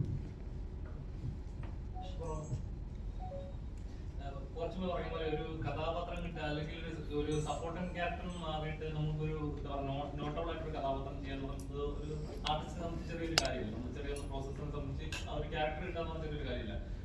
മാം വന്നിട്ട് ഇപ്പോൾ കുറേ വർഷമാണ്, നല്ല എക്സ്പീരിയൻസ് ഉണ്ട്. ഇപ്പോഴും ആ സ്ട്രഗിളിങ് ഫീൽ ചെയ്യുന്നുണ്ടോ? തീർച്ചയായിട്ടും ഉണ്ട്, പിന്നെ ഉറപ്പായിട്ടും ഉണ്ട്. അത് പ്രത്യേകിച്ച് ഇപ്പോൾ ഷെയ്ൻ നേരത്തെ പറഞ്ഞതുപോലെ ഞങ്ങളെയൊന്നും അങ്ങനെ സപ്പോർട്ട് ചെയ്ത് മുന്നോട്ട് കൊണ്ടുവരാൻ ആൾക്കാരില്ല. ഇപ്പം ഞാൻ പേഴ്സണലി ഉള്ള കാര്യം പറയുവാണ്. നമ്മളെയൊക്കെ കൈപിടിച്ച ഒരു ക്യാരക്ടറിന് ഇത് ഇവരിപ്പോൾ കൃഷ്ണപ്രഭ തന്നെ ഇന്ന ക്യാരക്ടർ ചെയ്യണം എന്ന് പറയുന്ന ഒരു പ്രൊഡ്യൂസറോ ഒരു ഡയറക്ടറോ ഇപ്പോൾ അങ്ങനെ ഉള്ളതായിട്ട് എനിക്ക് പേഴ്സണലി അറിയില്ല. ചിലപ്പോൾ പുറത്ത് പറയുന്നുണ്ടാവും ഒരു നല്ല ആർട്ടിസ്റ്റാണ്, അവർക്ക് നമ്മൾ കൊടുക്കാം എന്ന് പറയുന്നവരുണ്ട് എന്ന് ഞാൻ കേട്ടിട്ടുണ്ട്. പക്ഷേ ഇപ്പോൾ ദൃഢമായിട്ട് തന്നെ എന്നെ ഇവരെ തന്നെ വയ്ക്കണം എന്ന് പറഞ്ഞവരും ഉണ്ടെന്ന് എനിക്കറിയില്ല. അപ്പം അതിൽ കുറച്ചെങ്കിലും ഒരു വ്യത്യസ്തനായിട്ടുള്ള ഒരാളെ ഞാൻ കണ്ടത് ജീതു സാറിൻ്റെ പ്രൊഡക്ഷൻ കമ്പനിയും ഇവർ മാട്ടിനെ പോലുള്ള ഇവർ ഈ ഒരു ടീമുമാണ്. അത് ഞാൻ മാത്രമല്ല കേട്ടോ, എല്ലാവരും. ഇപ്പം ദിനേശ് ചേട്ടനൊക്കെ ഞങ്ങൾ ചാൻസ് ചോദിച്ച് സീനിയർ ആയിട്ടുള്ള ആൾക്കാരാണെന്ന് തോന്നുന്നു. അപ്പോൾ നമുക്കൊരു അതെ അതെ അപ്പോൾ അത്തരം ക്യാരക്ടേഴ്സിനേക്ക് നമ്മൾ ചൂസ് ചെയ്യാൻ അവർ ഓർക്കുന്നു എന്നുള്ളതാണ് ഏറ്റവും വലിയൊരു അനുഗ്രഹവും വലിയൊരു സന്തോഷമായിട്ട് തോന്നുന്നത്. അതുകൊണ്ട് തന്നെയാണ് ഞാൻ ആദ്യമേ പറഞ്ഞത്, നമ്മളെപ്പോലുള്ളവർക്ക് ഇപ്പോൾ ചിലപ്പോൾ ഒരു കൂടി ഒരു 3-4 സീൻ, ചിലപ്പോൾ 10 സീൻ ഉണ്ടാവും, ചിലപ്പോൾ ഒരു സീനേ കാണത്തുള്ളൂ. അങ്ങനെ നല്ല ആർട്ടിസ്റ്റുകളാണ് എന്ന് പറയുന്നുണ്ടെങ്കിൽ കൂടിയും കുറച്ച് സീൻസിലായിട്ട് ഒതുങ്ങി പോവാറുണ്ട്. അതെന്തുകൊണ്ടാണെന്ന് പറഞ്ഞാൽ ഇപ്പം നിങ്ങൾ നേരത്തെ ചോദിച്ച പോലെ ഇത് എവിടെ നിന്നൊക്കെയാണ് ഇതിൻ്റെ ഉത്തരവും, ഇതിൻ്റെ എന്താണ് ഒരു റീസൺ എന്നുള്ളത് ഞങ്ങൾക്കും ഇതുവരെ കണ്ടുപിടിക്കാൻ പറ്റിയിട്ടില്ല. പിന്നെ നമുക്ക് ചില ആൾക്കാർ ചോദിക്കും എന്തിനാണ് പോയി ഒരു സീനൊക്കെ ചെയ്യുന്നത് എന്ന് ചോദിക്കും. പക്ഷെ അത് ചെയ്യുമ്പോൾ ഞങ്ങൾക്കൊരു സന്തോഷമുണ്ട്, കാരണം ഞങ്ങൾ ചാൻസ് ചോദിച്ച സിനിമയിൽ വന്നതാണ്. അപ്പോൾ ചാൻസ് ചോദിച്ച സിനിമയിൽ വന്നവർക്ക് അതിൻ്റെ ഒരു സീനാണെങ്കിൽ കിട്ടുമ്പോൾ ഉള്ള സന്തോഷം ഞങ്ങൾക്കാണ് അറിയാൻ പറ്റുന്നത്. പറയുന്നവർക്ക് മാറിയെന്ന് പല അഭിപ്രായങ്ങളും പറയാം. ഈ ഒരു സീനാണെങ്കിലും ചെയ്ത് അത് ഫലിപ്പിക്കുക എന്നുള്ളതും അതും ഒരു ടാസ്ക്കാണ്. അപ്പോൾ ഞങ്ങളെപ്പോൾ ഉള്ളവരെ നിങ്ങൾ ശ്രദ്ധിക്കുന്നുണ്ടല്ലോ, അതിലാണ് ഇപ്പോൾ ഏറ്റവും വലിയൊരു സന്തോഷം എന്ന് പറയുന്നത്. നമുക്ക് നല്ല ക്യാരക്ടേഴ്സ് കിട്ടണം എന്നുള്ളത് തന്നെയാണ് നമ്മളുടെയൊക്കെ പ്രാർത്ഥന. അപ്പോൾ നിങ്ങൾ ദയവീത് നിങ്ങളെപ്പോലുള്ള ആൾക്കാർ ഞങ്ങളെ കൈപിടിച്ച് ഉയർത്തു സപ്പോർട്ട് ചെയ്യൂ എന്നുള്ളതാണ് റിക്വസ്റ്റ്. നല്ല ക്യാരക്ടേഴ്സ് കിട്ടണം എന്ന് തന്നെയാണ് എപ്പോഴും പ്രാർത്ഥന. ഇപ്പോൾ മാട്ടിനോടൊക്കെ അതാണ് ഒരു നന്ദി പറയുന്നത്. കാരണം ഒരു സ്ക്രിപ്റ്റ് വരുമ്പോൾ അതിൻ്റെ അകത്ത് ഇപ്പോൾ ഞങ്ങൾ 2 ക്യാരക്ടേഴ്സാണ്, ഫീമെയിൽ ക്യാരക്ടേഴ്സ്. അപ്പോൾ ഒരെണ്ണത്തിൽ വന്നാൽ കൃഷ്ണ ചേച്ചി ഇടാം എന്ന് അവർ തീരുമാനിക്കുന്ന ആ മൊമെൻ്റ് ഉണ്ടല്ലോ, അവർക്ക് ഓർമ്മയിൽ ഉണ്ടാവുക എന്നുള്ളത് വലിയൊരു കാര്യം തന്നെയാണ്. ഒന്നാമത്തെ സിനിമയാണ് പോലീസ് ക്യാരക്ടറായിട്ട് വരുന്നത്. ഇപ്പോൾ നേരത്തെ പറഞ്ഞ പോലെ തന്നെ ഒരു ടിപ്പിക്കൽ പോലീസ് ക്യാരക്ടർ അല്ല, അത്ര റോ ആയിട്ടുള്ള ഒരു ക്യാരക്ടർ അല്ല. പക്ഷെ റിയൽ ലൈഫ് നോക്കി കഴിഞ്ഞാൽ ഇത്തരം പോലീസുകാർ ഇല്ലെന്ന് പറയുന്നില്ല, ഉണ്ടെങ്കിലും അത്ര വിരളമല്ല. നമുക്ക് അങ്ങനത്തെ ആളുകളെ കണ്ട് എത്താൻ ഭയങ്കര ബുദ്ധിമുട്ടാണ്. അപ്പം ഇങ്ങനത്തെ ഒരു ക്യാരക്ടർ ചെയ്യുമ്പോൾ അത് റെഫറൻസ് എടുക്കണമല്ലോ, ഇങ്ങനത്തെ ഒരു പോലീസിനെ എവിടെന്നെങ്കിലും കണ്ട്. അപ്പോൾ റിയൽ ലൈഫിൽ അങ്ങനത്തെ പോലീസുകാരെ കണ്ടിട്ടുണ്ടോ, അല്ലെങ്കിൽ ആ റെഫറൻസ് പോയിന്റ് എവിടെ നിന്നാണ് എടുക്കുക? അതോ ഡയറക്ടർ തന്നെ എത്ര തന്നിരുന്നു? ഇതില് ക്യാരക്ടർ വൈസ് എനിക്ക് പറഞ്ഞാൽ സ്ക്രിപ്റ്റിനകത്ത് കറക്റ്റായിട്ട് ഉണ്ടായിരുന്നു. എങ്ങനെയാണ് ഇയാൾ ആദ്യം പെരുമാറുന്നത്, പിന്നെ അയാളുടെ ചേഞ്ച് ഓവർ എങ്ങനെയാണെന്നെല്ലാം സ്ക്രിപ്റ്റിൽ ക്ലിയർ ആയിട്ടുണ്ടായിരുന്നു. പിന്നെ ഡയറക്ടറും നല്ല രീതിയിൽ ഗൈഡ് ചെയ്തിരുന്നു. അപ്പോൾ നമുക്ക് കൺഫ്യൂഷൻ ഉണ്ടായിരുന്നില്ല, എങ്ങനെയാണ് ഏത് മൊമെന്റിൽ എങ്ങനെയാണ് പെരുമാറുന്നത്. സോഫ്റ്റ് ആയിട്ട് തന്നെയാണ്, അങ്ങനത്തെ ഒരു കഥാപാത്രമായിട്ട് തന്നെയാണ് ഡിസൈൻ ചെയ്തിരിക്കുന്നത്. പക്ഷെ അയാൾ വേണ്ടടുത്ത് മാറുന്നു എന്ന് പറയുന്ന, അല്ലെങ്കിൽ അയാൾക്ക് മാറേണ്ടി വരുന്നു എന്നൊക്കെ പറയുന്ന ഒരു പോലത്തെ ഒരു രീതിയിലാണ് ആ ക്യാരക്ടറിനെ ഡിസൈൻ ചെയ്തിരിക്കുന്നത്.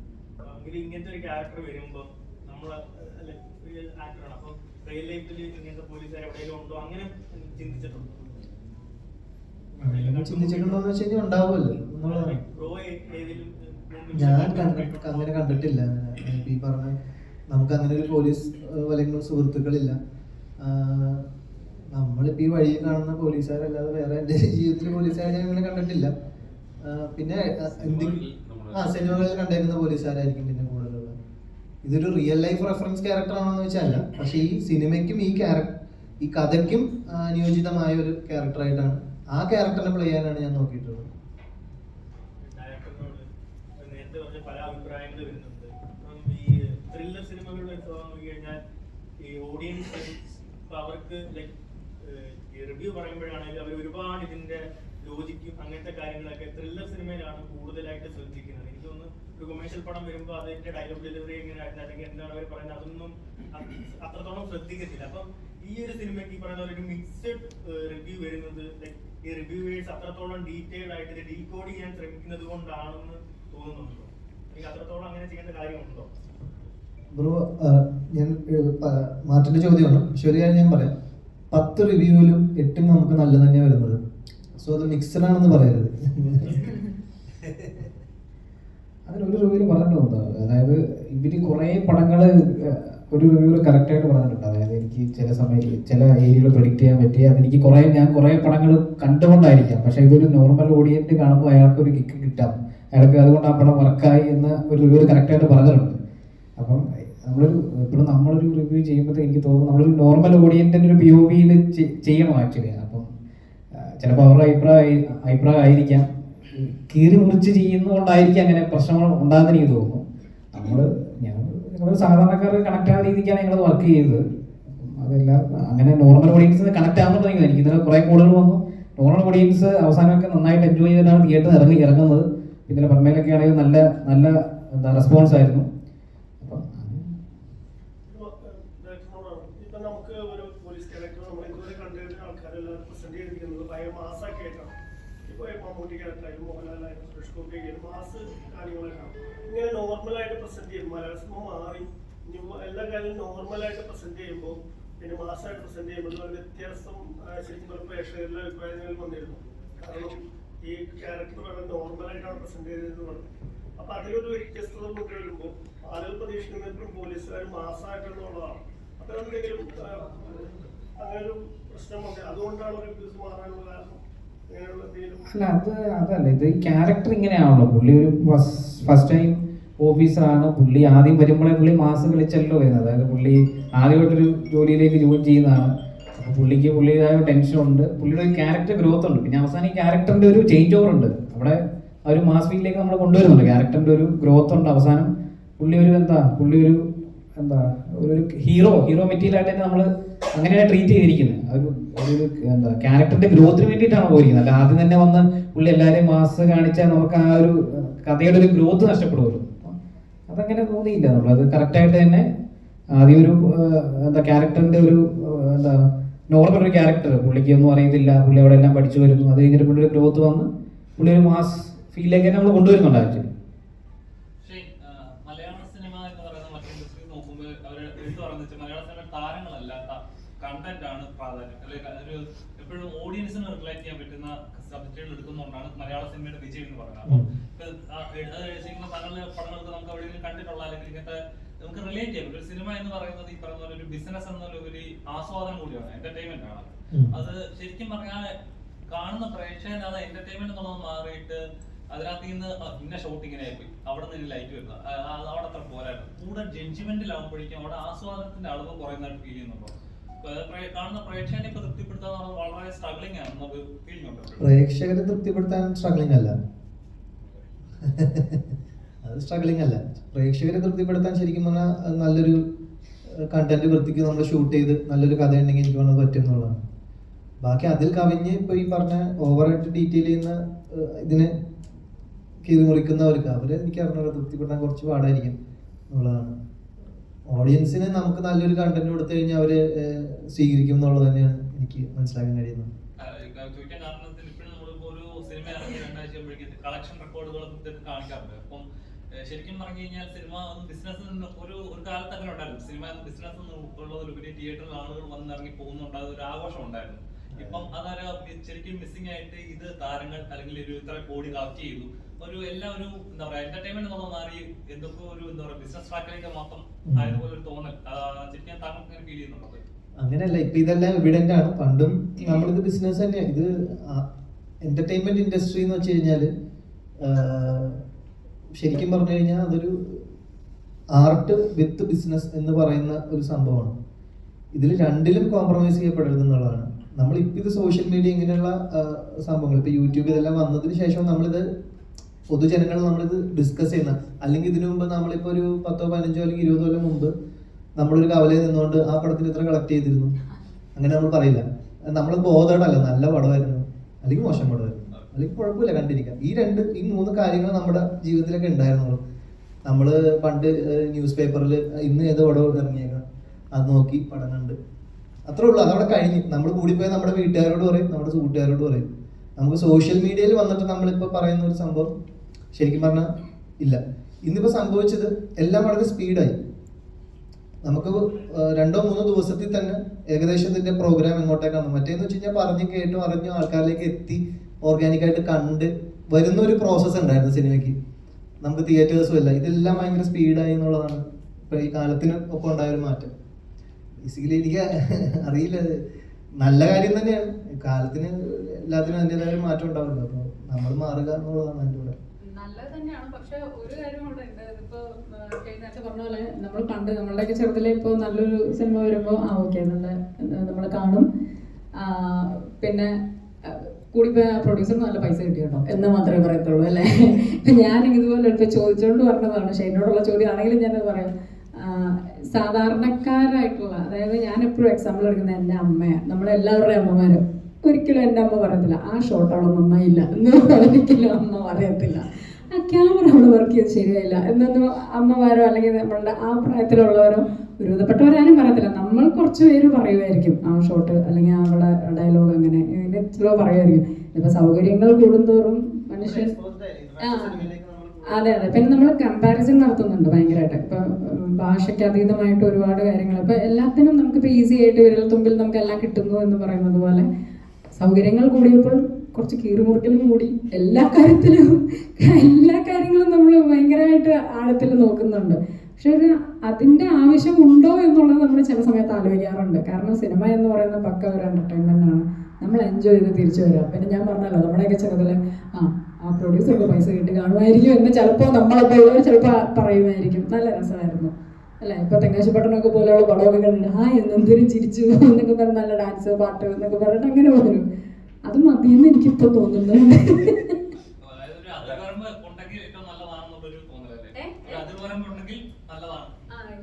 എല്ലാം ഒരു ഫണ്ണായിട്ട് പറഞ്ഞതാണ്, സീരിയസ് നോട്ടിലല്ല. ചിലർ പറയുന്ന പടം അടിപൊളിയാണ് പക്ഷെ ആർട്ട് ഡയറക്ടർ ശരിയായില്ല, ആർട്ട് ഡയറക്ഷൻ ശരിയായില്ല, പടം അടിപൊളിയാണ്. നമുക്ക് എന്ത് ഇവന് ആർട്ട് ഡയറക്ഷൻ കാണാൻ വേണ്ടിയിട്ടാണ് പടം കണ്ടതെന്ന് നമുക്ക് തോന്നുന്നത്. അപ്പൊ അവൻ്റെതായ ഒരു അഭിപ്രായം അല്ലെങ്കിൽ അവൻ ആർട്ട് ശ്രദ്ധിക്കുന്നുണ്ട്, എനിക്കിതിനെ കുറിച്ച് വിവരമുണ്ടെന്നൊക്കെ അറിയാൻ വേണ്ടിയിട്ടായിരിക്കും ചിലപ്പോൾ അങ്ങനെ കമന്റ് ഇടുന്നത്. പക്ഷെ നമ്മളെനിക്ക് ആർട്ട് ഡയറക്ഷൻ ശരിയായില്ല, പടം അടിപൊളിയായി, ഇതെന്താണ് സംഭവം, പടമൊക്കെ ഉഗ്രനം പക്ഷെ കോസ്റ്റ്യൂം ശരിയായില്ല, കോസ്റ്റ്യൂം ശരിയായില്ല, അപ്പോൾ പക്ഷേ ഈ പറഞ്ഞ മാതിരി ജനങ്ങൾക്ക് അതിനെക്കുറിച്ച് അറിവ് വന്നു. അവൻ കോസ്റ്റ്യൂം ശ്രദ്ധിക്കാൻ തുടങ്ങി, ആർട്ട് ഡയറക്ടർ ശ്രദ്ധിക്കാൻ തുടങ്ങി. പറഞ്ഞ പോലെ ഇന്റർനാഷണൽ സിനിമയിലേക്ക് എക്സ്പോസ്ഡ് ആയി. ഒത്തിരി OTT പ്ലാറ്റ്ഫോംസിൽ കുറേ സിനിമകൾ കാണുന്നുണ്ട്. നല്ലതാണ്. നമ്മുടെ പ്രേക്ഷകരും അതിനോടൊപ്പം വളരെയാണ്. അവർ മൈന്യൂട്ട് ഡീറ്റെയിൽസ് ഒക്കെ ശ്രദ്ധിക്കാൻ തുടങ്ങി. പണ്ട് ഒന്നും ഈ പറഞ്ഞ പോലെ അറിയില്ലായിരുന്നല്ലോ. സിനിമ കണ്ട സിനിമ നല്ലതാണ് കൊള്ളില്ല, അത് രണ്ടഭിപ്രായമുള്ളൂ. ഇപ്പൊ ഈ പറഞ്ഞ മാതിരി മറ്റേ ആ ടേബിളിൽ രണ്ടാമത്തെ ഷോട്ടിൽ ഗ്ലാസ് മാറ്റി വെച്ചു, അത് കാരണം എനിക്ക് പടം ഇഷ്ടപ്പെട്ടില്ല. അങ്ങനെയൊക്കെ ചിലപ്പോൾ പറഞ്ഞാലോ ശരി മറ്റേ കണ്ടിന്യൂറ്റി തെറ്റിയിട്ടുണ്ട്, അതുകൊണ്ട് സമ്മതിക്കാൻ പറ്റില്ല, ഈ പടം ഹിറ്റല്ല എന്ന് പറയാം. അത്രയും ഡീറ്റെയിൽ ആയിട്ട് ഓഡിയൻസ് പടത്തിന് ശ്രദ്ധിക്കാൻ തുടങ്ങി എന്നുള്ളതാണ് അത് മനസ്സിലാക്കേണ്ടത്. അപ്പോൾ ഈ കല്യാണം പണ്ട് തലേ ദിവസം വന്ന് എല്ലാവരും കൂടി പന്തലിടുന്നു, എല്ലാവരും കൂടി തേങ്ങ ഇടുന്നു, അങ്ങനെയായിരുന്നു പണ്ട് കല്യാണം. ഇപ്പൊ കല്യാണം ഒരു ഈവെന്റ്സ് ആയി മാറി. ലൈക്ക് ഹൽദി, സംഗീതം എന്നൊക്കെ പറഞ്ഞ പല പല പരിപാടി. അതേപോലെ സിനിമയ്ക്ക് ഇപ്പോൾ ഈ റിവ്യൂവും ഇത്തരം ഡീറ്റെയിലിംഗ് എല്ലാം അനിവാര്യ ഘടകമായി മാറി. ഇപ്പം നമ്മൾ ഇതിലൂടെയാണ് കടന്നു പോയിക്കൊണ്ടിരിക്കുന്നത്. അപ്പോൾ നമുക്ക് ചെയ്യാൻ പറ്റുന്ന ആൾക്കാരെ പടം കാണുന്നവർ കാണട്ടെ, ഇഷ്ടപ്പെടുന്നവർ ഇഷ്ടപ്പെടട്ടെ എന്ന് പറയാനല്ലേ പറ്റുള്ളൂ. പക്ഷെ മനഃപൂർവ്വമായിട്ട് അല്ലെങ്കിൽ പറഞ്ഞ വ്യക്തിപരമായിട്ട് അല്ലെങ്കിൽ ടാർഗറ്റഡ് ആയിട്ടുള്ള ആക്രമണങ്ങളും റിവ്യൂസും ഒഴിവാക്കുക എന്ന് മാത്രമേ കുറേ കാലമായിട്ട് എല്ലാ സിനിമാക്കാരും റിക്വസ്റ്റ് ചെയ്യുന്നത്. അത് തന്നെ മാത്രമേ നമ്മൾ റിക്വസ്റ്റ് ചെയ്യുന്നുള്ളൂ. അത് റിവ്യൂ പറയേണ്ടെന്നോ നെഗറ്റീവ് പറയേണ്ടെന്നോ ഒന്നും ആരും പറയുന്നില്ല. അപ്പോൾ പടം കണ്ടിട്ട് ഇഷ്ടപ്പെട്ടതും ഇഷ്ടപ്പെടാതിരിക്കുന്നതും ഓരോരുത്തരുടെ പേഴ്സണൽ ചോയ്സാണ്. അപ്പോൾ എല്ലാവർക്കും എല്ലാം മനസ്സിലായി തുടങ്ങി. പറയുന്നുണ്ടോ? നിങ്ങൾ പറഞ്ഞ കാര്യങ്ങളൊക്കെ തന്നെ ഞാനും പറയുന്നത്. എന്നാലും അതിന് കുറച്ചുകൂടി ഒരു ഇപ്പൊ പറഞ്ഞു ഗ്ലാസ് മാറ്റി വെക്കുന്നത് അത് കണ്ടുപിടിച്ച ഒരു ഇതായിട്ടാണ് അവർ പറയുന്നത്. ഈ പറഞ്ഞ പോലെ അങ്ങനെയൊക്കെയുള്ള കാര്യങ്ങളൊക്കെ പറയും. അത് സ്വാഭാവികം. ആർട്ട് പോരായിരുന്നു, അല്ലെങ്കിൽ കോസ്റ്റ്യൂം പോരായിരുന്നു എന്നൊക്കെ പറഞ്ഞൊക്കെ കുട്ടികളെ പടം സിനിമയെല്ലാം കണ്ടു കഴിച്ച് പറഞ്ഞു സൂപ്പർ പാട്ടായിരുന്നു, ഗംഭീര പാട്ടായിരുന്നു, പക്ഷെ ഒറ്റ പ്രശ്നമുള്ളൂ, ആ പാട്ടുകാരിക്ക് പൊക്കം കുറവായിരുന്നു എന്ന് പറഞ്ഞു. അതെങ്ങനെ ഇരിക്കും അഭിപ്രായം? അതുപോലെയുള്ള അഭിപ്രായങ്ങൾ പറയുന്നുണ്ട് പലരും. പാട്ടുകാരിക്ക് പൊക്കം കുറഞ്ഞതുകൊണ്ട് സിനിമ കൊള്ളത്തില്ല എന്ന് പറയുന്ന അഭിപ്രായങ്ങളുണ്ട്. അതാണ് എനിക്ക് പലതും വായിച്ചിട്ട് പലതും തോന്നിയിട്ടുള്ളത് പലപ്പോഴും.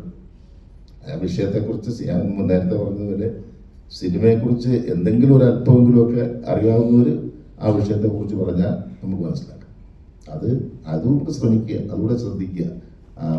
അയാൾക്കെന്ത് പാണ്ഡിത്യമുണ്ട് ഇതിനെക്കുറിച്ച് ഈ അഭിപ്രായം പറയുന്ന ആളുകൾക്ക് എന്നുള്ളത് കൊണ്ട് നമ്മൾ ശ്രദ്ധിക്കണം. പ്രേക്ഷകരോട് പറയാനുള്ള കാര്യം ഇതാണ്. അവരുടെ അഭിപ്രായം പറഞ്ഞ അല്ലെങ്കിൽ അതിനകത്ത് ക്രിറ്റിസൈസ് ചെയ്യുമ്പോൾ വിമർശിക്കുന്ന ആളിന് ആ വിഷയത്തിൽ എന്തുമാത്രം എക്സ്പീരിയൻസ് ഉണ്ട്, അറിവുണ്ട് എന്നുള്ളത് ഇവിടെ ഒന്ന് ശ്രദ്ധിച്ചാൽ മാത്രം മതി. അപ്പോൾ നമുക്ക് കൃത്യം കാര്യം പിടി കിട്ടും. ഓക്കെ, ഇതാണ് എനിക്ക് പറയാനുള്ളത്.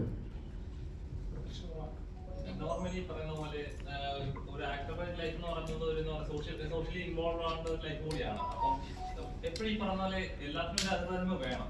നമുക്ക് നമ്മുടേതായിട്ട് ഒരു പേഴ്സണൽ ലൈഫും ഉണ്ട്. അത് പേഴ്സണലായിട്ട് ഒരുപാട് കാര്യങ്ങൾ നമ്മൾ പോകുന്നുണ്ട്. ഒരുപാട് കാര്യമായിട്ട് ഇൻഡിവിജ്വലി നമ്മൾ എല്ലാ മനുഷ്യരും ചെയ്യുന്ന കാര്യങ്ങളൊക്കെയാണ്. പക്ഷെ അവിടെയും ഓവറായിട്ട് പബ്ലിക് ഇൻവോൾവ് ആകുമ്പോൾ അല്ലെങ്കിൽ ബാക്കിയുള്ള റെസ്പോൺസുകൾ വരുമ്പോൾ ഓരോ ഡ്രസ്സ് ഇടുമ്പോൾ അല്ലെങ്കിൽ എവിടെയെങ്കിലും ഫംഗ്ഷന് പോകുമ്പോൾ ഓവറായിട്ട് ജഡ്ജ്മെന്റിലാകുമ്പോൾ അതൊക്കെ വ്യക്തി സ്വാതന്ത്ര്യപ്പെട്ട കാര്യമാണ്. പക്ഷേ സൊസൈറ്റി അത് ജഡ്ജ് ചെയ്യുമ്പോൾ ഉണ്ടാകുന്ന ഒരു ഫീലിംഗ് ഉണ്ടല്ലോ, എന്നെ 100 കണ്ണുകൾ ഇങ്ങനെ നോക്കുന്നുണ്ടെന്നുള്ള ഒരു ഫീലിംഗ്. അത് എപ്പോഴെങ്കിലും ഒരു എന്താ പറയാ പിടിച്ചു കിട്ടിയ അവസ്ഥയാണല്ലോ, അങ്ങനെ ഒരു ഫീലിംഗ് ഉണ്ടോ? അത് അങ്ങനെ ഫീൽ ഉള്ളവരോട് ചോദിക്കുന്നതായിരിക്കും കുറച്ചുകൂടെ നല്ലത്. എനിക്ക് അങ്ങനെ ഫീൽ ഇല്ല, അതുകൊണ്ട് ഇഷ്ടപ്പെടുന്നവരുണ്ട്. പിന്നെ അങ്ങനെ നമ്മളെ എല്ലാവരും നോക്കുന്നുണ്ട് എന്നുള്ളത് ചില സമയത്ത് നമ്മൾ മറന്നു പോകും. നമ്മൾ ബോധമല്ലായിരിക്കും. അപ്പം ആ ക്വസ്റ്റ്യൻ കുറച്ചുകൂടെ ഫീൽ ഉള്ളവരുടെ അടുത്ത് ചോദിക്കുന്നതായിരിക്കും നല്ലതെന്ന് തോന്നുന്നു.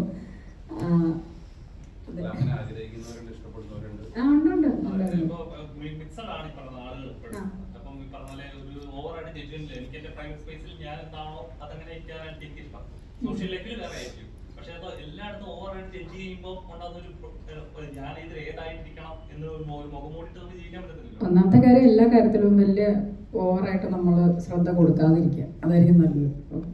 ആൾക്കാർ ജഡ്ജ് ചെയ്യുന്നുണ്ടെങ്കിൽ ജഡ്ജ് ചെയ്യട്ടെ, നമുക്ക് നമ്മളുടേതായിട്ടുള്ള ശരികളുണ്ടാവും. മറ്റുള്ളവരെ ഞാൻ ആദ്യം പറഞ്ഞ പോലെ വ്യക്തിപരമായിട്ട് ബുദ്ധിമുട്ടിക്കാതിരിക്കുക. ഞാനായിട്ട് അങ്ങോട്ട് അങ്ങനെ വ്യക്തിപരമായിട്ട് ഞാൻ ഇതുവരെ ആരും ബുദ്ധിമുട്ടിച്ചില്ല. പല അഭിപ്രായങ്ങൾ പറഞ്ഞിട്ടുണ്ടാവും, എനിക്ക് എൻ്റെതായ നിലപാടും അഭിപ്രായങ്ങളും ഞാൻ പല കാര്യത്തിലും പറഞ്ഞിട്ടുണ്ടാവും.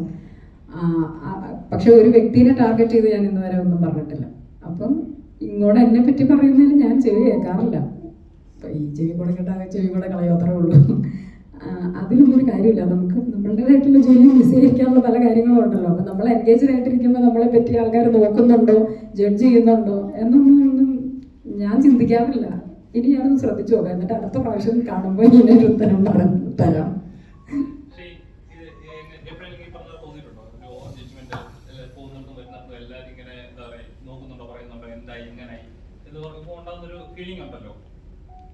പക്ഷെ ബ്രോ, ഞാൻ നമ്മുടെ പേഴ്സണൽ സ്പേസ് ഉണ്ടല്ലോ എൻ്റെ വീട്ടിൽ, ഞാൻ നമ്മളെന്തെങ്കിലും ഒരു സംഭവം പുറത്ത് ഇടുമ്പോഴേ അത് ആൾക്കാർ ജഡ്ജ് ചെയ്യുള്ളൂ, അല്ലെങ്കിൽ നമ്മൾ ഏതെങ്കിലും ഒരു സ്ഥലത്ത് പോകുമ്പോഴേ നമ്മൾ ജഡ്ജ് ചെയ്യുള്ളൂ. ആ സമയത്ത് നമ്മളൊന്ന് കോൺഷ്യസ് ആവുന്നത് ആക്ച്വലി നല്ലതാണ് എന്നാണ് എനിക്ക് തോന്നിയിട്ടുള്ളത്. അതായത് പറയാനുള്ളവർ എന്തായാലും പറയും, പക്ഷെ അതല്ല ഞാൻ പറഞ്ഞു. നമ്മുടെ വീട്ടിൽ എന്തായാലും ആരും വന്നില്ല, നമ്മളിടാത്ത പോസ്റ്റിൻ്റെ ആടെ ഒന്നും ആരും കമൻറ്റ് ചെയ്യുന്നില്ല. ബേസിക്കലി നമ്മുടെ കയ്യിൽ കുറേ കൺട്രോൾ ഉണ്ട്.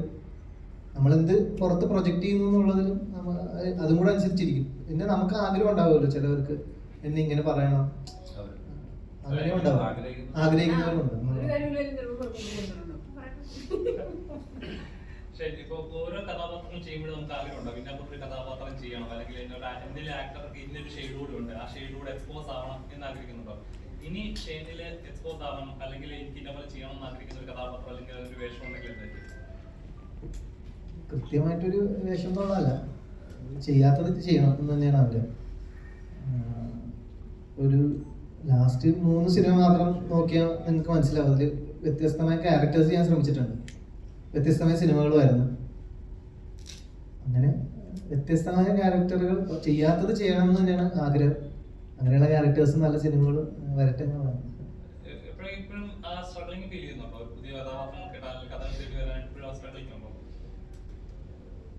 അങ്ങനെ പറയാൻ പറ്റില്ല. നല്ലൊരു പ്രോജക്റ്റ് നമുക്ക് സെറ്റപ്പ് ചെയ്യാനായിട്ട് ഇന്ന് നമുക്ക് വേണ്ടത് ഒരു സിനിമയുടെ കഥയും പ്രോജക്റ്റ് എന്താണെന്ന് വിശ്വസിച്ച് നിൽക്കുന്ന പ്രൊഡ്യൂസറാണ്. നമുക്കിപ്പോൾ പൈസ മുടക്കുന്ന ഒരാളെക്കാൾ ഉപരി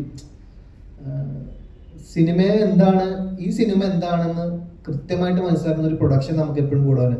അത് നമ്മളിലേക്ക് എത്താനാണ് ശരിക്കും, അല്ലെങ്കിൽ അങ്ങനെ ഒരു കറക്റ്റ് ആൾക്കാരിലേക്ക് നമുക്ക് എത്താൻ ഇപ്പോഴും സ്ട്രഗിൾ തന്നെയാണ് എന്നുള്ളതാണ്. നല്ല പ്രോജക്റ്റുകൾ നമ്മളെ തേടി വരുന്നുണ്ടാവും, പക്ഷെ ആ പ്രോജക്റ്റ് ആക്കാൻ, അതായത് നമ്മളൊരു കൃത്യമായ പ്രൊഡക്ഷൻ വേണം. ഇപ്പോൾ അവിടുത്തെ ഇൻവെസ്റ്റർ ഉണ്ട്, ഇവിടെ ഇൻവെസ്റ്റർ ഉണ്ടെന്നും പറഞ്ഞ് വന്നേക്കുന്ന ആൾക്കാരെ ഞാൻ പിടിച്ച് എല്ലാം എനിക്ക് ലാസ്റ്റ് തലവേദനകളായി മാറിയിട്ടുണ്ടായിരുന്നു. അപ്പോൾ അതുകൊണ്ട് ഞാൻ അങ്ങനെ നോക്കുന്നില്ല. നല്ല കറക്റ്റ് ബാനർ, കാര്യം പ്രോജക്റ്റ് നമുക്ക് ആൾക്കാരിലേക്ക് എത്തിക്കണമല്ലോ. അവര് ചിലപ്പോൾ എന്ന് വെച്ച് കഴിഞ്ഞാൽ ഞങ്ങളൊരു പടം എടുത്തു 4 ആളുടെ മുമ്പിൽ, അല്ലെങ്കിൽ അവരുടെ ചിലപ്പോൾ ഒരു ഫ്രണ്ട് സർക്കിളിൽ മാത്രം പറയാനുള്ള അത്രയും ആഗ്രഹത്തിന് മാത്രം വന്നവരായിരിക്കും. അപ്പൊ അവർക്ക് സിനിമ എന്താ കുറച്ച് പൈസ, അവർ കുറെ അധികം പൈസയുടെ കൂട്ടത്തിൽ ചിലപ്പോൾ ഇവർ കുറച്ച് പൈസ ഇട്ടിട്ട് ഒരു സന്തോഷം തീർത്താത്ത ഒരു പരിപാടി ആയിരിക്കും അത്. അങ്ങനെ പ്രോജക്റ്റുകൾ ഇവിടെ നടക്കുന്നുണ്ട്, അല്ലെങ്കിൽ അങ്ങനെയുള്ള പ്രോജക്റ്റുകൾ ചിലരിലൊക്കെ ഞാൻ പാർട്ടായിട്ടുണ്ട്. അതിനുശേഷമാണ് ഞാൻ ആ ഡിസിഷൻ എടുത്തത്. ഈ സിനിമ മനസ്സിലാക്കുന്ന, സിനിമയോട് പാഷനായിട്ട് നിൽക്കുന്ന, ആ കഥ മനസ്സിലാക്കുന്ന പ്രൊഡക്ഷൻ, അതിനുവേണ്ടി സ്പെൻഡ് ചെയ്യുന്ന. ഇപ്പം എല്ലാ പടവും അത്യാവശ്യം ബഡ്ജറ്റ് തന്നെ ആവുന്നുണ്ടല്ലോ, അത്യാവശ്യം നല്ല ബഡ്ജറ്റിൽ തന്നെയാണ് എല്ലാ പടങ്ങളും നിർമ്മിക്കുന്നത്. പക്ഷെ അത് എവിടെ സ്പെൻഡ് ചെയ്യുന്നു, അത് കറക്റ്റ് സ്ഥലത്താണോ, കറക്റ്റ് ആൾക്കാരിലേക്ക് എത്തുന്നുണ്ടോ, ഇതെല്ലാം കൂടെ നോക്കുന്ന പാഷനേറ്റ് ആയിട്ടുള്ള പ്രൊഡ്യൂസർ വരണം എന്നുള്ളതാണ് ശരിക്കും പറഞ്ഞാൽ. അതാണ് എന്നെ സംബന്ധിച്ചിടത്തോളം ഉള്ളൊരു ചാലഞ്ച്. ആദ്യ സിനിമയാണ്, ഒരുപാട് എക്സ്പെക്ടേഷൻ ഉണ്ട്. നമ്മൾ സ്ക്രീനിൽ കാണുമ്പോൾ ഉണ്ടാകുന്ന മൊമെന്റ് എന്ന് പറയുന്നത് ചെറിയൊരു മൊമെന്റ് ആയിരിക്കത്തില്ല. നമ്മൾ അധ്വാനിച്ച പോലെ സ്ക്രീനിൽ കാണുമ്പോൾ ഉണ്ടാകുന്ന ഫീലിംഗ്, അതും ചെയ്ത് വെച്ചിരിക്കുന്ന കഥാപാത്രം. ഇപ്പോൾ നോർമലി ഫസ്റ്റ് ഹീറോയിൻസ് എന്ന് പറഞ്ഞാൽ പബ്ലി അല്ലെങ്കിൽ ക്യൂട്ടായിട്ട് കഥാപാത്രങ്ങളൊക്കെ ആയിരിക്കും, പക്ഷേ ഏറ്റവും നമുക്ക് ഉണ്ടാകുന്ന ട്വിസ്റ്റ് അങ്ങനത്തെ ഒരു ട്വിസ്റ്റ് ആണ്. അപ്പോൾ എങ്ങനെ ഉണ്ടായിരുന്നു നിങ്ങൾ ഒരു കഥാപാത്രം ചെയ്യുന്ന സമയത്ത്, അതൊരു ആക്ഷൻ ഒക്കെ ചെയ്യുമ്പോൾ എങ്ങനെ ഉണ്ടായിരുന്നു? ഒരു ഹീറോയിൻ എന്ന ലെവലിലേക്ക് നോക്കുമ്പോൾ ഒരു ഫീലിംഗ് ഉണ്ടല്ലോ. ഈ പറഞ്ഞ പോലെ ഞാൻ ചെയ്ത ഞാൻ ഇതിന്റെ ബാക്കിലെടുത്ത എഫേർട്സ് മൂവി കണ്ടാലേ മനസ്സിലാവുള്ളൂ. ഇതിന്റെ എക്സൈറ്റ്മെന്റ് വേറെ ലെവലായിരുന്നു ഇങ്ങനൊരു ഓപ്പർച്യൂണിറ്റി വന്നപ്പോൾ ഒക്കെ. ഈ പറഞ്ഞ പോലെ Jeethu Joseph sir video call ചെയ്തപ്പോഴും എനിക്ക് ആ മൊമെന്റ് ഒക്കെ ഭയങ്കര സ്പെഷ്യലായിട്ടാണ് ഫീൽ ചെയ്തത്. ഒരിക്കലും അങ്ങനെ പെട്ടെന്ന് അങ്ങനത്തെ ഒരു ഓപ്പർച്യൂണിറ്റി കിട്ടും എന്ന് ഞാൻ പ്രതീക്ഷിച്ചിട്ടില്ല. അപ്പം എനിക്ക് ഇത് എപ്പോഴും ഒരു പ്രൗഡ് മൊമെന്റ് തന്നെയാണ്. എങ്ങനത്തെ ഫസ്റ്റ് വളർന്ന് ഇങ്ങനത്തെ ഒരു കഥാപാത്രം കിട്ടി, ഒന്നും ചെയ്യുമ്പോൾ എങ്ങനത്തെ ഒരു ആഗ്രഹം ഉണ്ടാവല്ലോ, എന്നെ ഇങ്ങനെ ഒരു കഥാപാത്രം കിട്ടാം. അതേപോലെ ജിത്തു സാറിന്റെ വന്നപ്പോൾ പ്രൊഫഷണൽ നമുക്ക് ത്രില്ലർ പടങ്ങളായിരിക്കും, അല്ലെങ്കിൽ ഇങ്ങനത്തെ ഒരു കഥാപാത്രം ആവാം എന്നൊരു മൈൻഡിൽ ഒരു കാൽക്കുലേഷൻ ഉണ്ടോ? അങ്ങനെ തോന്നിയിട്ടുണ്ടോ? അല്ല, ജിത്തു സാറിന്റെ അസോസിയേറ്റ് ആണ്, ജിത്തു സാറാണ് എന്നെ കോൺടാക്ട് ചെയ്തതും എല്ലാം. അപ്പോഴൊക്കെ ഞാൻ ആ ദൃശ്യം ലെവൽ, ആ ഒരു സംഭവം തന്നെയാണ് അതെനിക്ക് കിട്ടിയിട്ടുണ്ട്. ഞാൻ സാറ്റിസ്ഫൈഡ് ആണ്, ഞാൻ കംപ്ലീറ്റ്ലി സാറ്റിസ്ഫൈഡ് ആണ് എനിക്ക് കിട്ടിയ റോളിലൊക്കെ. ഞാൻ ഭയങ്കര ഹാപ്പി തന്നെയാണ്. ഞാൻ അത് ജീത്തു സാർ ആകുമ്പോൾ നമുക്കൊരു എക്സ്പെക്ടേഷൻ ഉണ്ടാവുമല്ലോ, ആ എക്സ്പെക്ടേഷൻ മീറ്റ് ചെയ്തിട്ടുണ്ടെന്ന് എനിക്ക് കോൺഫിഡൻ്റ് പറയാം. മാത്രമാണോ പടം കണ്ടത്?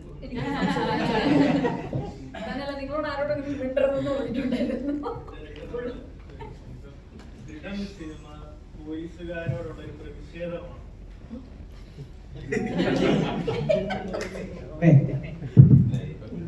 കാരണം ഇപ്പൊ ഒരുപാട് സംസാരിക്കുന്നത് അത് സ്പോയിലറായിട്ട്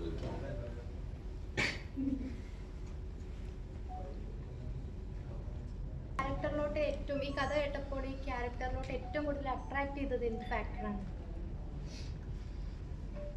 ഒന്ന് ഇതിന്റെ കഥ, രണ്ട് കഥാപാത്രം, എല്ലാത്തിനുപരി ജിത്തു സാർ എന്ന പേരുമാണ് വന്മര. ഈ 3 ഘടകങ്ങളാണ് എനിക്ക് അട്രാക്ട് ചെയ്തത്. ശരിയാണ്. ഇപ്പം മലയാള സിനിമയെ നോക്കുകയാണെങ്കിൽ ആക്ഷൻ ഓറിയൻറ്റഡ് സിനിമകൾ ചെയ്യുന്ന ചുരുക്കം ചില നടന്മാരിൽ ഒരാളാണ് ഷെയ്ജേട്ടൻ. അപ്പോൾ ഇനി ബൾട്ടി RDX പോലുള്ള ഇനി കംപ്ലീറ്റ് ഒരു ആക്ഷൻ ഓറിയൻറ്റഡ് സിനിമകൾ ചെയ്യാൻ താല്പര്യമുണ്ടോ, അതൊരു ട്രാക്ക് മാറ്റുകയാണ്? അല്ല, അങ്ങനെ എല്ലാത്തരം പടങ്ങളും വേണം. പക്ഷെ ഇപ്പൊ ഈ പറഞ്ഞ പോലെ ആക്ഷൻ ഓറിയന്റഡ് സിനിമ എന്നുള്ളത് മാത്രമല്ല, നമുക്ക് തിയേറ്ററിൽ ഇപ്പൊ ഒരു നല്ലൊരു ത്രില്ലർ ആണെങ്കിൽ പോലും നമ്മളെ പിടിച്ചിരുത്തി അവസാനം കൊണ്ടുപോയി നമുക്കൊരു തിയേറ്ററിക്കൽ വാല്യൂ ഉള്ള ഒരു പരിപാടിയാണ് കൊടുക്കുന്നതെങ്കിൽ നമുക്ക് ഫൈനാണ്. അപ്പൊ അങ്ങനെ ഒരു സിനിമയാണ് ദൃഢം. അതായത് തിയേറ്ററിക്കൽ വാച്ച് ഡിമാൻഡ് ചെയ്യുന്ന തന്നെ പടമാണ്. അപ്പോൾ നമ്മൾ ഒരു കഥ മനസ്സിലാക്കുന്നതിനപ്പുറത്തേക്ക് there are elements എന്നുള്ളതാണ്. അങ്ങനത്തെ സിനിമ ഒക്കെയാണ്. ഇപ്പോൾ ഒരു റൊമാൻറ്റിക് കോമഡി നടത്താം, അതിലും അത്യാവശ്യം ആക്ഷനും അല്ലെങ്കിൽ റൊമാൻസും സംഭവങ്ങളും പാട്ടും പരിപാടി നമുക്കൊരു ഇച്ചിരി ഓണായിട്ട് നിൽക്കുന്ന ഒരു പ്രോഗ്രാം ആണെങ്കിൽ അത് നമുക്ക് ഓക്കെയാണ്. ഇപ്പൊ ജോണർ എന്നുള്ളതല്ല, അതിൽ നമ്മൾ ഇടുന്ന എലമെന്റ്സിലാണ് കാര്യം ഇരിക്കുന്നത് എന്നുള്ളതാണ്. അതെ അതെ, ഉറപ്പായിട്ടും നമ്മളെ പ്രേക്ഷകരെ പിടിച്ചിരുത്തുക, അത് ഏത് രീതിയിലാണെങ്കിലും. ഇപ്പോൾ കഥയിലെ നമ്മൾ എൻഗേജ് ചെയ്ത് പോകുന്ന ഒരു ത്രില്ലിങ് അങ്ങനത്തെ ഒരു രീതിയിലാണെങ്കിലും, അല്ലെങ്കിൽ ഫൺ അങ്ങനത്തെ ഒരു രീതിയിലാണെങ്കിലും നമ്മളെ പിടിച്ചിരുത്തുന്ന പടങ്ങൾ. അപ്പോൾ കംപ്ലീറ്റ് ഒരു ആക്ഷൻ ഓറിയന്റഡ് സിനിമ ചെയ്യുമ്പോൾ ഫിറ്റ്നസ്സിൽ എന്തൊക്കെ ഡയറ്റ് ചെയ്യാൻ എന്തൊക്കെ ഫോളോ ചെയ്യുന്നത്? അതായത് മാർഷൽ ആർട്സ് ഒക്കെ പഠിക്കുന്നുണ്ടല്ലോ, അപ്പോൾ അതിൻ്റെ ജേണി എങ്ങനെയാണ്? അതുണ്ട് ബ്രോ, അത് അത്യാവശ്യം പണിയുള്ള പരിപാടിയാണ്. വലിയ സുഖമില്ലാത്ത ഫൈറ്റ് പടങ്ങൾ അതുകൊണ്ട് തന്നെയാണ് ഇവിടെ കുറവെന്നാണ് എനിക്ക് തോന്നുന്നത്. നല്ല മെനക്കേടാ.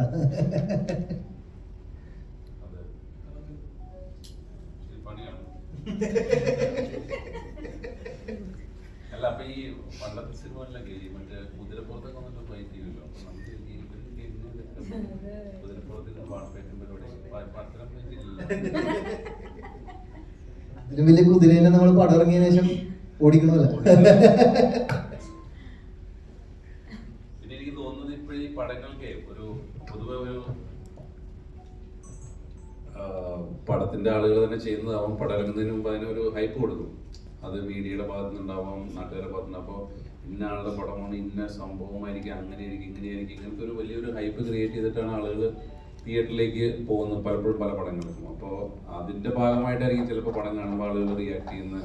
ഇങ്ങനെ അങ്ങനെ പറഞ്ഞിട്ട് പോയിട്ട് ഇങ്ങനെ ഇല്ലല്ലോ, ഇങ്ങനെ പറഞ്ഞിട്ട് പോയിട്ട് അങ്ങനെ ഇല്ലല്ലോ എന്നൊക്കെ അതും ആവാം ഇതിൻ്റെയൊക്കെ കാരണങ്ങൾ. അപ്പോൾ ആവശ്യമില്ലാത്ത കാര്യങ്ങൾ ഹൈപ്പ് കൊടുക്കാതിരിക്കുക എന്നുള്ളതാണ് അതിനൊരിത്.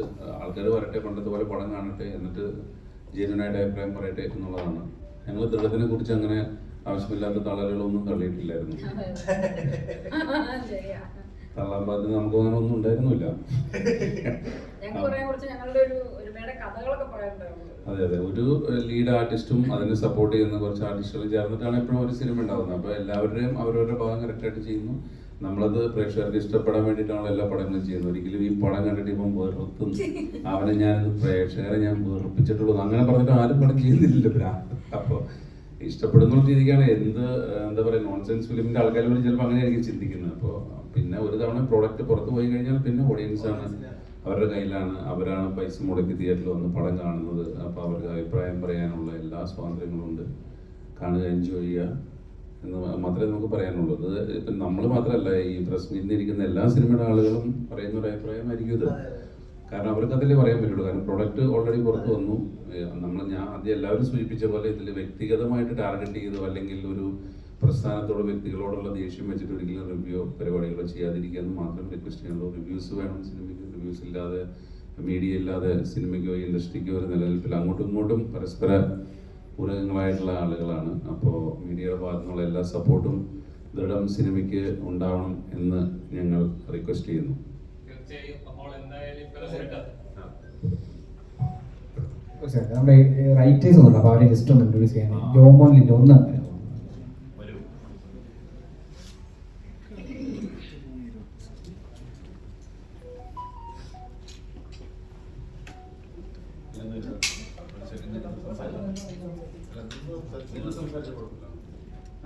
സത്യം പറഞ്ഞ പ്രസ് മീറ്റ് അറ്റൻഡ് ചെയ്യുന്ന ആദ്യമായിട്ടാണ്. പടം കുറേ പേര് കണ്ടു എന്ന് വിശ്വസിക്കുന്നു. അപ്പം നമ്മൾ പറഞ്ഞ പോലെ ഇതൊരു പവർഫുൾ നായകൻ്റെ ഒരു പടമല്ല. അതായത് നിങ്ങൾ ഒന്ന് ഇത്രയൊക്കെ ചിന്തിച്ചാൽ മതി. പടത്തിൽ ഇപ്പോൾ ഒരു SI ആവാനുള്ള മിനിമം പ്രായം എന്ന് പറഞ്ഞാൽ 21 വയസ്സാണ്. ഇപ്പോൾ താല്പര്യമില്ലാത്ത, അതായത് ഇപ്പോൾ പടത്തിൽ തന്നെ ഡയലോഗുകളിൽ ശ്രദ്ധിച്ചാൽ കൃത്യമായിട്ട് മനസ്സിലാവും. വിജയ്ക്ക് SI ആവാൻ വലിയ താല്പര്യമൊന്നുമില്ല. പക്ഷെ വീട്ടുകാരുടെ നിർബന്ധത്തിന് SI പവർഫുൾ ക്യാരക്ടറിനെ കുറിച്ചാണ് ഞാൻ പറയുന്നത്. സ്പോയിലർ അല്ല. അങ്ങനെ ഒരാള് SI ആയിട്ട് കയറുന്നു. അപ്പൊ ആ സ്റ്റേഷനിൽ ചെന്നപ്പോൾ എങ്ങനെ മാനേജ് ചെയ്യാം എന്നുള്ള കാര്യങ്ങളൊക്കെയാണ് ആ പടത്തിലൂടെ ഒരു ക്യാരക്ടറോട് പറഞ്ഞു വെക്കുന്നത്.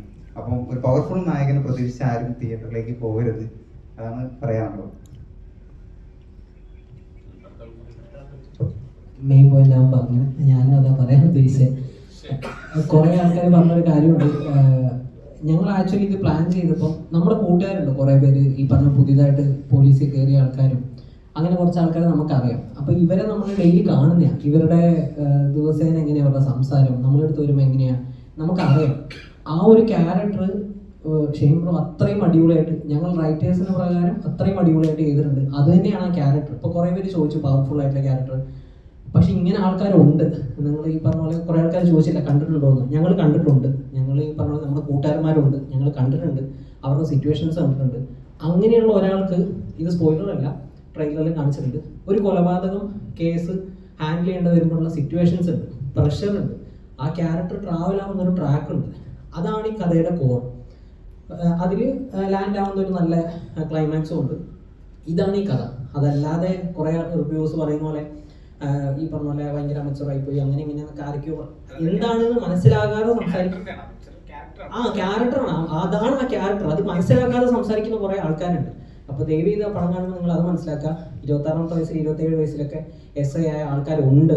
അവരെങ്ങനെ ഹാൻഡിൽ ചെയ്യും എന്നുള്ളതൊക്കെയാണ് നമ്മൾ ഇതിൽ കാണിക്കാൻ ശ്രമിച്ചിട്ടുള്ളത്. ആ ക്യാരക്ടറുടെ ട്രാവലും ശേഷം നമ്മൾ റോഡിൽ കാണുന്നുണ്ട്. എന്താണെന്നൊക്കെ ചോദിച്ചിട്ട് നമ്മളെ തട്ടുന്ന പോലീസുകാരിലേക്ക് എത്തുന്നത് എങ്ങനെയാണെന്നുള്ള ട്രാവലാണ് നമ്മൾ ഇതിൽ ഉദ്ദേശിച്ചത്. അത് വ്യക്തമായി നമ്മൾ കാണിച്ചിട്ടുണ്ട്. ഷെയ്ൻ ബ്രോ അത്രയ്ക്ക് അടിപൊളിയായിട്ട് ആ ക്യാരക്ടർ ചെയ്തിട്ടുണ്ടെന്നുള്ള വിശ്വാസം പടം കണ്ട ഞങ്ങൾക്കും ഉണ്ട്. അപ്പം നിങ്ങൾ കാണുമ്പോൾ അത് കൂടി മനസ്സിൽ വെച്ച് കാണാൻ ശ്രമിക്കുക.